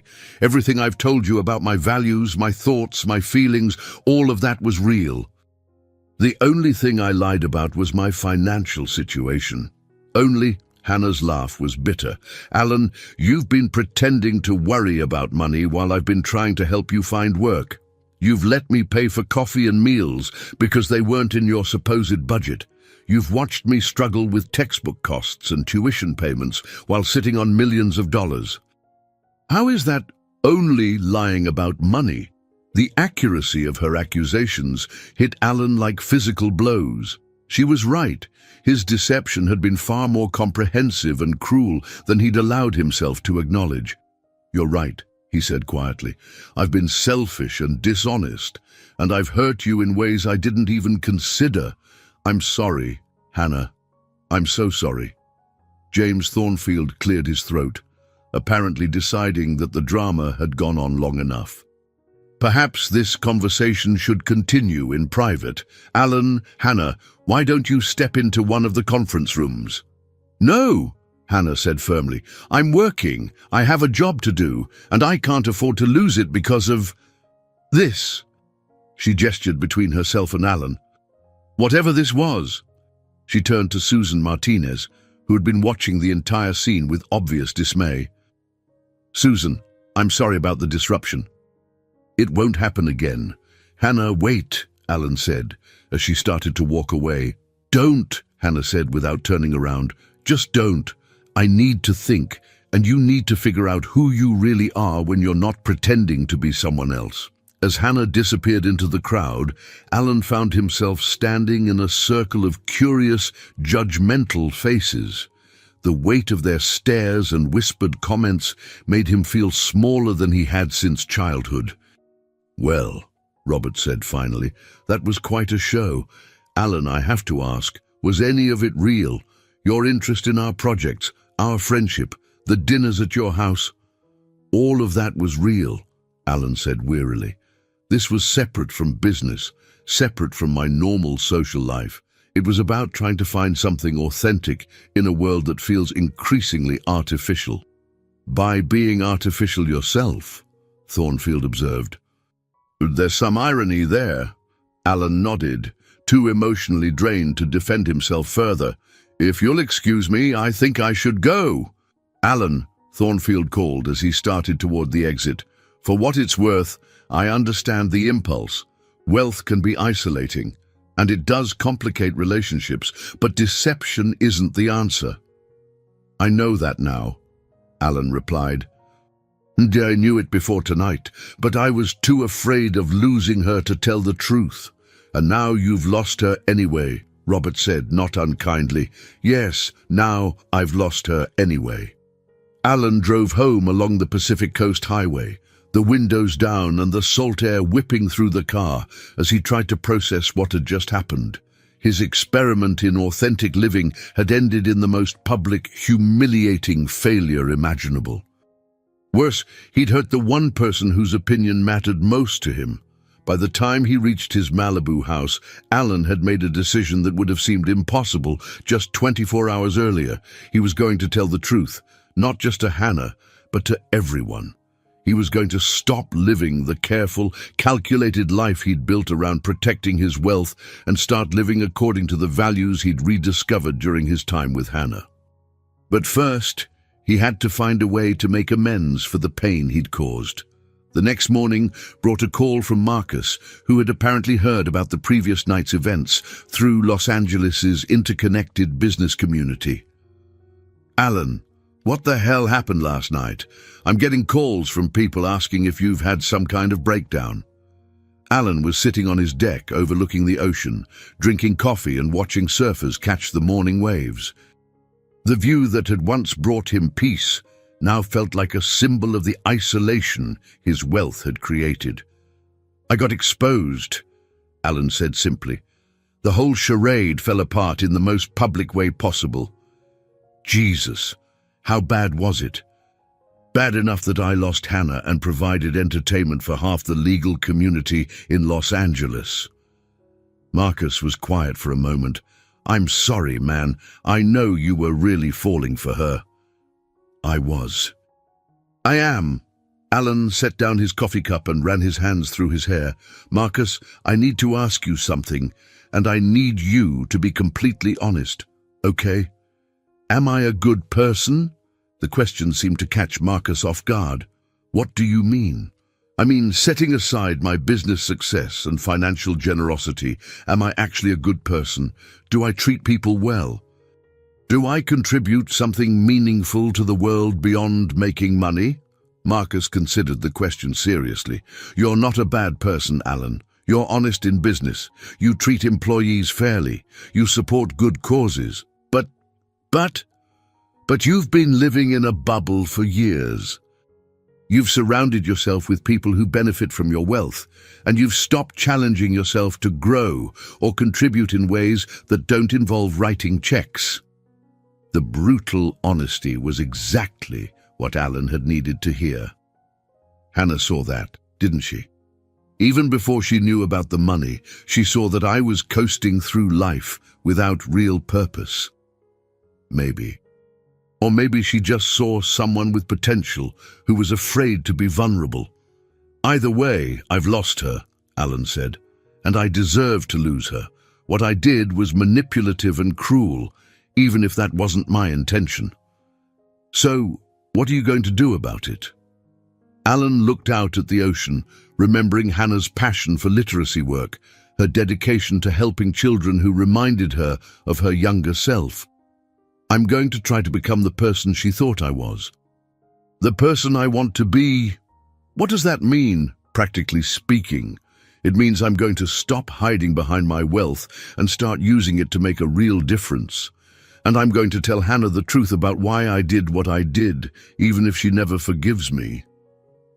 Over the next week, Alan threw himself into research and planning with the same intensity he'd once reserved for business deals. He contacted Margaret Pemberton and volunteered to personally fund a significant expansion of the literacy program that had brought him and Hannah together. He reached out to library systems throughout Los Angeles, offering to establish endowments that would support community-based reading initiatives. Most importantly, he began planning what he privately called his grand gesture, a public acknowledgement of his mistakes and a demonstration of his commitment to the values Hannah had helped him rediscover. It took 3 weeks to arrange, but Alan finally secured what he needed, a spot on the program at this year's Pemberton Charity Ball, the same event where he'd first met Hannah. Margaret Pemberton had been intrigued by his request and supportive of his plan, especially when he'd explained the full story of his deception and his desire to make amends. You realize she might not even be working the event this year, Mrs. Pemberton warned during their planning meeting. After what happened at the law firm party, she might have decided to avoid situations where she might encounter you. I know, Alan replied, but I have to try. And even if she's not there, I need to say what I should have said months ago. The night of the charity ball arrived grey and drizzly, with a marine layer that seemed to mirror Alan's emotional state. He dressed carefully in his best tuxedo, not to impress anyone, but because the evening called for formality and because he wanted to look his best for what might be his last chance to speak to Hannah. He arrived at the Beverly Hills Hotel precisely at 8 o'clock, when the cocktail hour was in full swing. The ballroom looked exactly as it had a year ago, filled with the same mix of society, elite, business leaders, and philanthropists who formed the core of Los Angeles's charity circuit. This time, Alan's entrance created the kind of buzz he'd once taken for granted. People approached him with friendly greetings, questions about his business, and invitations to upcoming events. But instead of the satisfaction he'd once felt at being recognized and valued, Alan found himself scanning the room for any sign of auburn hair and intelligent green eyes. "Alan Reyes," said a familiar voice behind him. "Oh, I was hoping you'd be here tonight." Alan turned to find Dorothy Martinez, the retired teacher from his table the previous year, smiling at him warmly. She was dressed in the same elegant but modest style he remembered, her husband Frank standing beside her with a friendly grin. "Dorothy, Frank," Alan said, genuinely pleased to see them. "How have you been?" "Wonderful, dear. Though I have to say, we were quite surprised to learn about your, shall we say, diverse background." Dorothy's eyes twinkled with amusement rather than judgment. "Frank and I always suspected you were more than you appeared to be that night." "You did?" "Oh, yes. The way you spoke about business, your comfort in formal social settings, the fact that you seemed familiar with expensive wine despite your modest appearance." Frank chuckled. Plus, you helped that young server with her tables, which suggested someone who understood both sides of the service industry." Alan felt a flush of embarrassment. "I thought I was being so clever with my disguise." "You were being yourself, dear," Dorothy said kindly. "That's what made you so pleasant to talk with. The clothes and the car didn't matter. Your character showed through regardless." "I'm not sure Hannah would agree with that assessment." Dorothy's expression grew more serious. Yes. The young woman from the literacy program. We heard about what happened. From Hannah. From Margaret Pemberton, actually. She's quite fond of both of you, you know. Dorothy glanced around the ballroom. Is Hannah working tonight? I don't know. I hope so, but I understand if she chose not to be here. Frank clapped Alan on the shoulder. Son, let me give you some advice from someone who's been married for 47 years. When you make a mistake, and we all make them, the only thing that matters is what you do next. Are you here to make things right? I'm here to try, Alan said, though I'm not sure it's possible to make things right after what I did. There's always a possibility, Dorothy said gently. The question is whether you're willing to be completely honest this time, even if it means being vulnerable. Before Alan could respond, the lights dimmed slightly and Margaret Pemberton's voice came over the sound system, asking guests to find their seats for the evening's program. Alan had been assigned to one of the premium tables near the front, a far cry from table 47, where he'd sat the previous year. As guests settled into their seats and the formal program began, Alan found himself barely listening to the opening remarks and award presentations.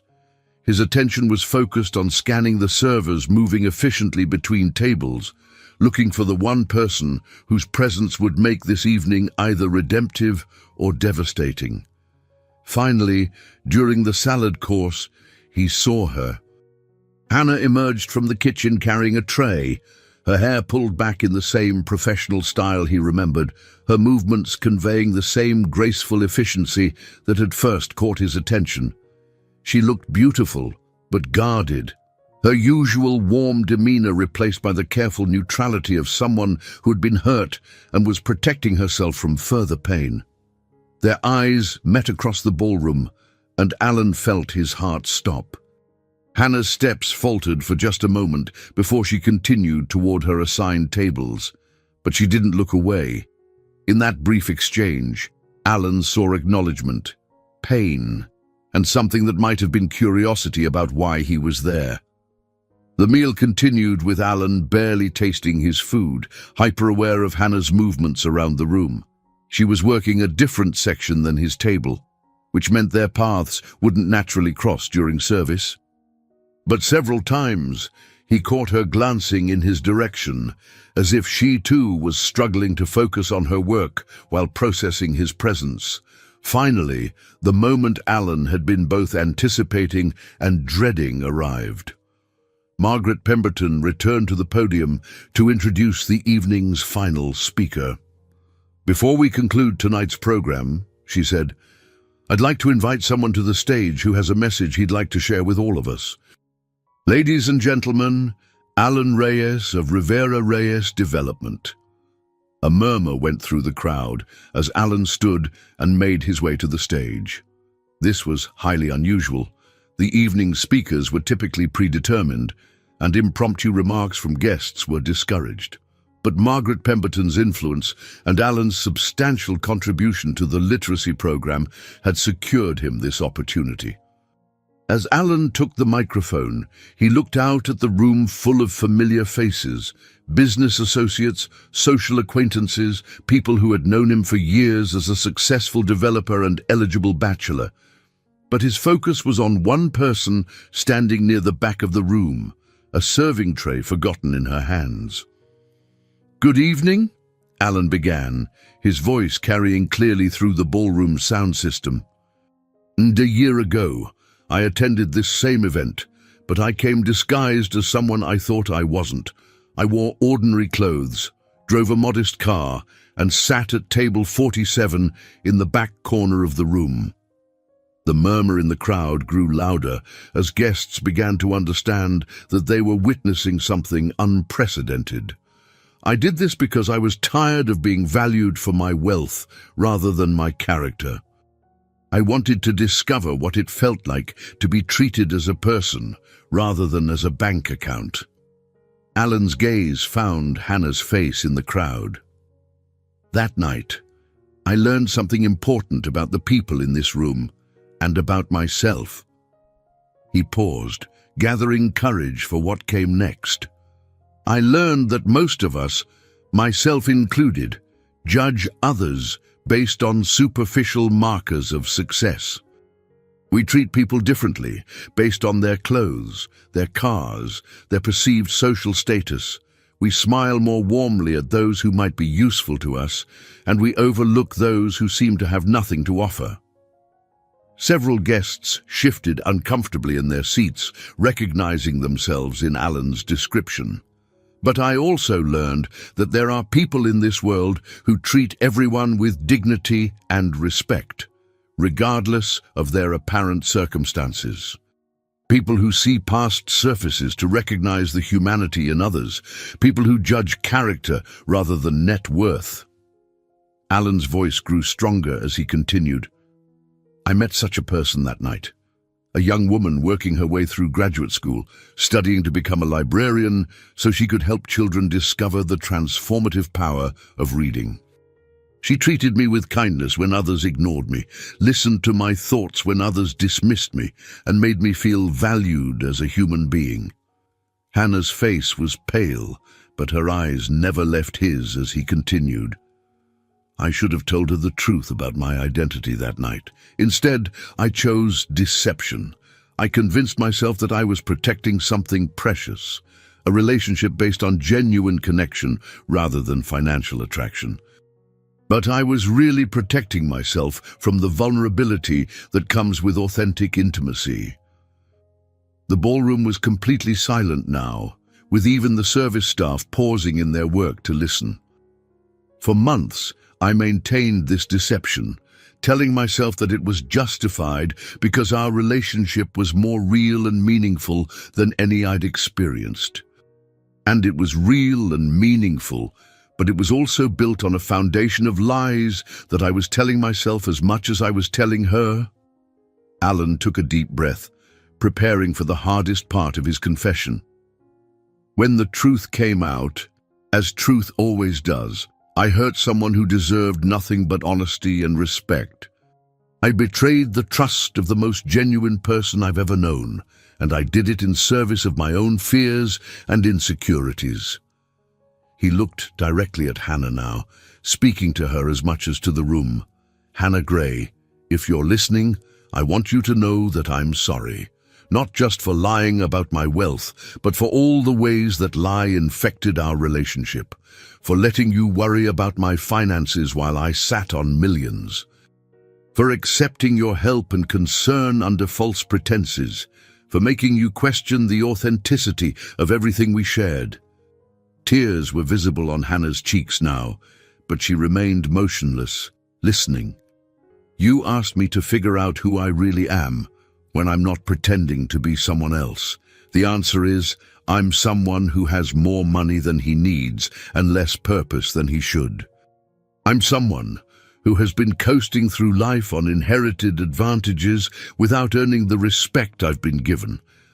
I'm someone who needed you to teach him what authentic living looks like.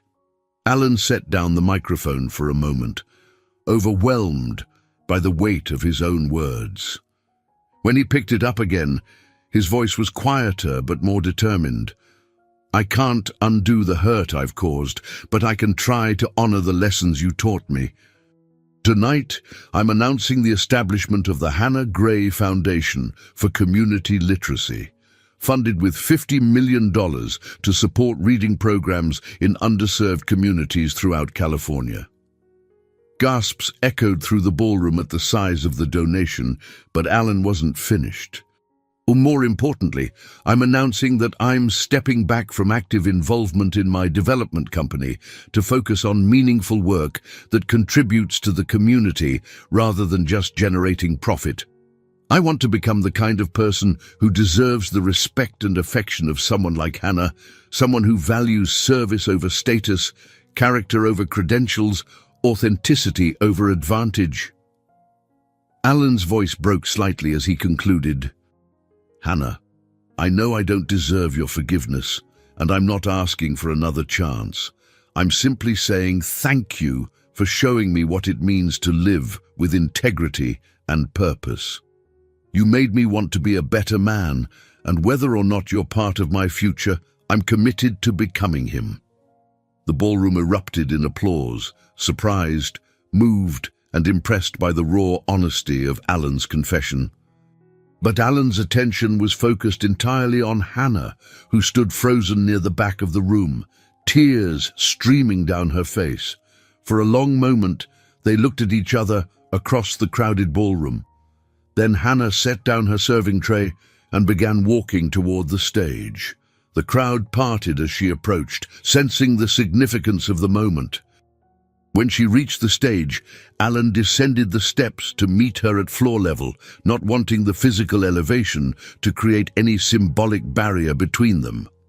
"Hannah," he said quietly, the microphone forgotten. $50 million, she interrupted, her voice barely audible above the murmur of the crowd. "The money isn't for you," Alan said quickly. "It's for the work you believe in. It's to honor the values you tried to teach me. And stepping back from your company, I've already made arrangements with Marcus. I'll remain involved as a silent partner, but I want to focus on work that makes a difference rather than just makes money." Hannah studied his face, searching for something: sincerity, manipulation, hope, or deception. "Alan, what you did was wrong. You lied to me for months, let me believe you were someone you weren't, allowed me to worry about your financial situation while you could have solved my problems with pocket change." "I know," Alan said simply. "I know how wrong it was, and I know how it hurt you. I'm not asking you to forget it or pretend it didn't happen." "Then what are you asking?" Alan took a deep breath, aware that hundreds of people were watching but caring only about the woman in front of him. "I'm asking if you think it's possible for people to change, if someone who has lived a shallow, privileged life can learn to live with purpose and authenticity, if mistakes can be redeemed through better choices going forward." Hannah was quiet for so long that Alan began to fear she was going to walk away without answering. When she finally spoke, her voice was steady but soft. "I think people can change if they're willing to do the hard work of becoming who they claim they want to be. The question is whether you're willing to do that work, even if it doesn't win you back the relationship you lost through deception." "Yes," Alan said without hesitation. "I want to become a better person, regardless of whether you can ever forgive me. But Hannah, I also want you to know that everything I felt for you was real. The connection we had, the conversations we shared, the way you made me feel seen and valued, none of that was based on the lie I was telling. That was based on who you are and who I am underneath all the complications." Hannah's eyes searched his face one more time, and Alan saw the exact moment when her expression shifted from guarded pain to cautious hope. "Alan," she said, stepping closer to him, "if we're going to have any chance of rebuilding trust, we have to start completely over. No more secrets, no more omissions, no more protecting each other from uncomfortable truths." "Complete honesty," Alan agreed, "even when it's difficult or embarrassing." "Especially then." Hannah's smile was tentative but genuine. "And you have to understand that forgiveness isn't the same as forgetting.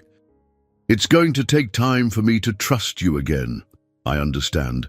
I'll earn it back, however long it takes." The crowd around them had been listening to this exchange with fascination, and Margaret Pemberton approached with tears in her eyes. "I think this would be an appropriate time to end our formal program," she announced to the room. "Thank you all for witnessing what I believe we'll remember as an extraordinary demonstration of accountability, growth, and the power of authentic connection."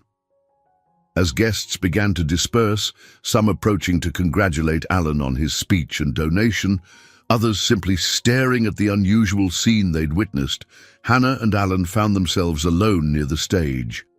"So," Hannah said, looking around at the elegant ballroom where they'd first met, "what happens now?"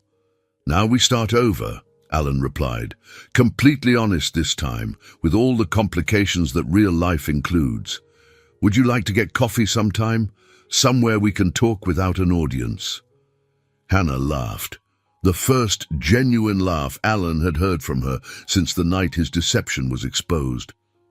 "I'd like that.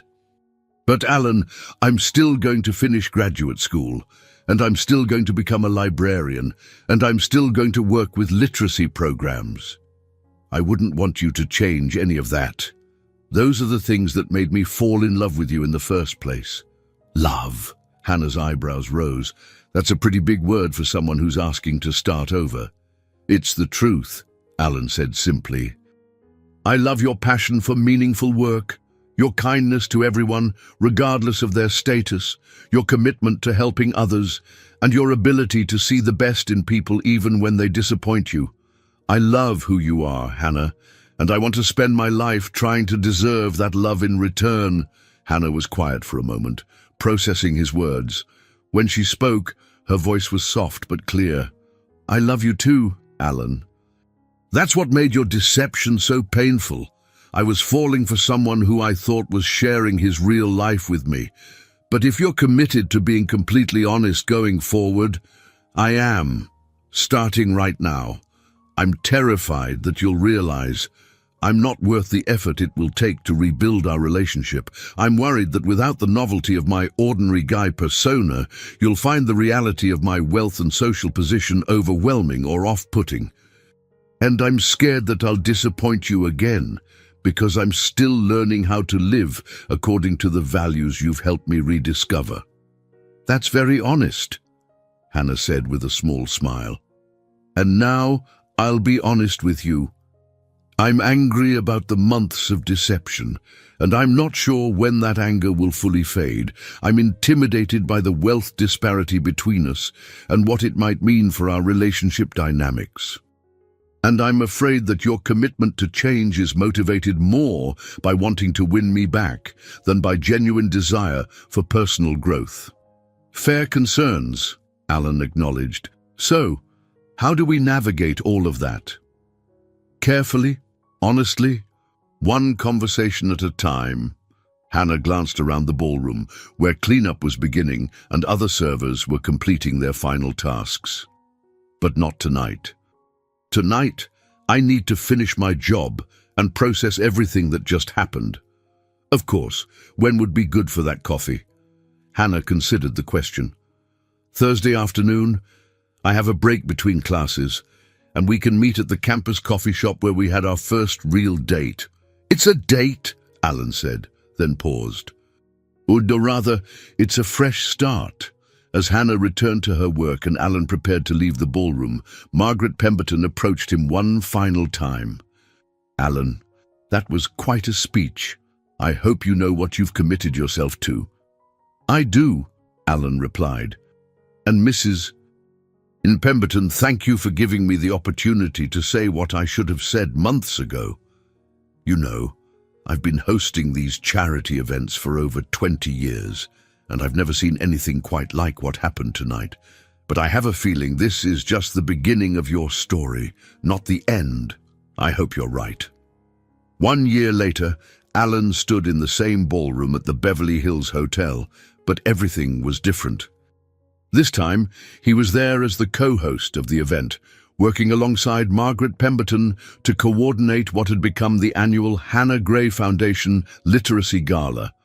The evening had raised over $2 million for community reading programs, but more importantly, it had brought together educators, librarians, community leaders, and philanthropists who were committed to addressing literacy challenges throughout California.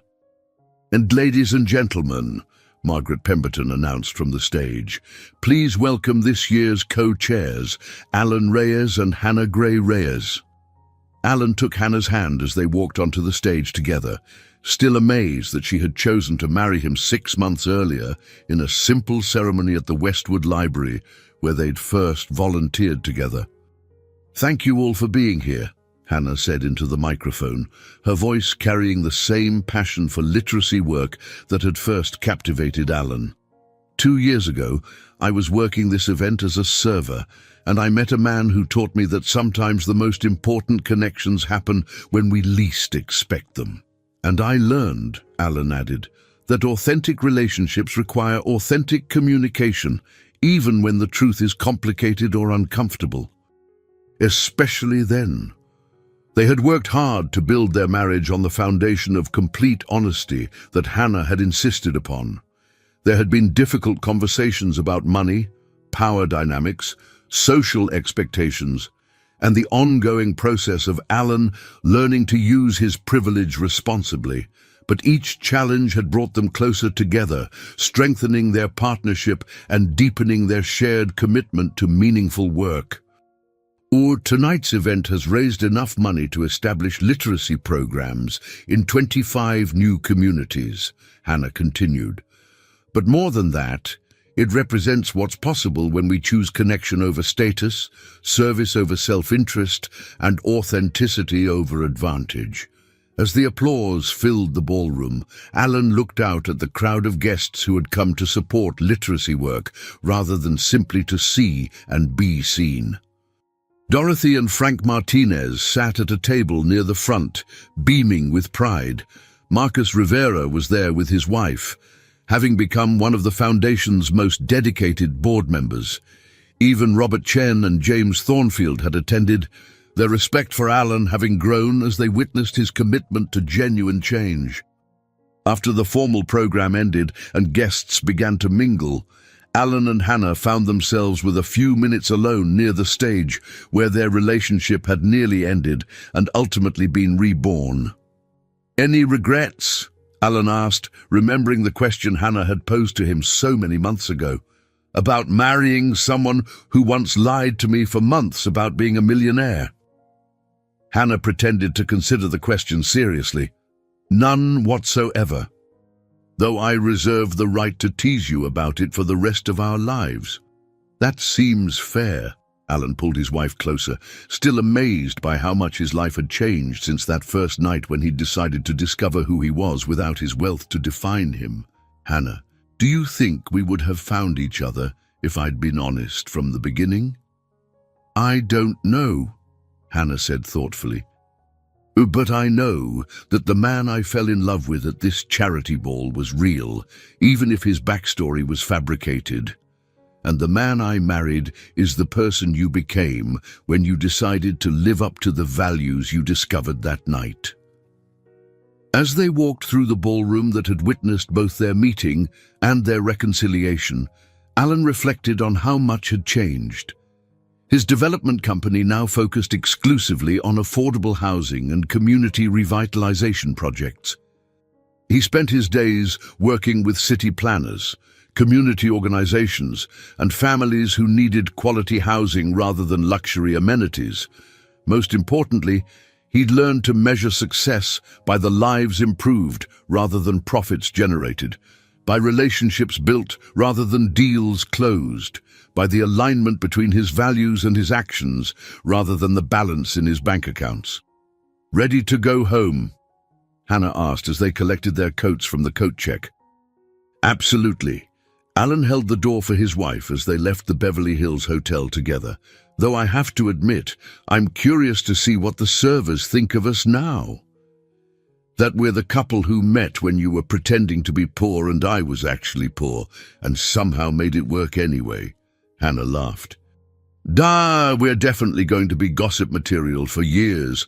As long as we're gossip material together, I can live with that." As they drove home along the Pacific Coast Highway, Alan thought about the journey that had brought them to this point. He'd set out to discover what it felt like to be valued for his character rather than his wealth, and he'd found something more precious than he'd imagined possible, a partnership with someone who challenged him to become his best self, work that aligned with his deepest values, and a life built on authenticity rather than advantage. The charity ball where it all began would continue annually, but it had been transformed into something entirely different. An event focused on community service rather than social positioning, where guests were encouraged to connect with purpose rather than protocol, where the most honored individuals were those who contributed their time and passion rather than just their money. It was, Alan realized, exactly the kind of event he'd always wished existed, but had never had the courage to create.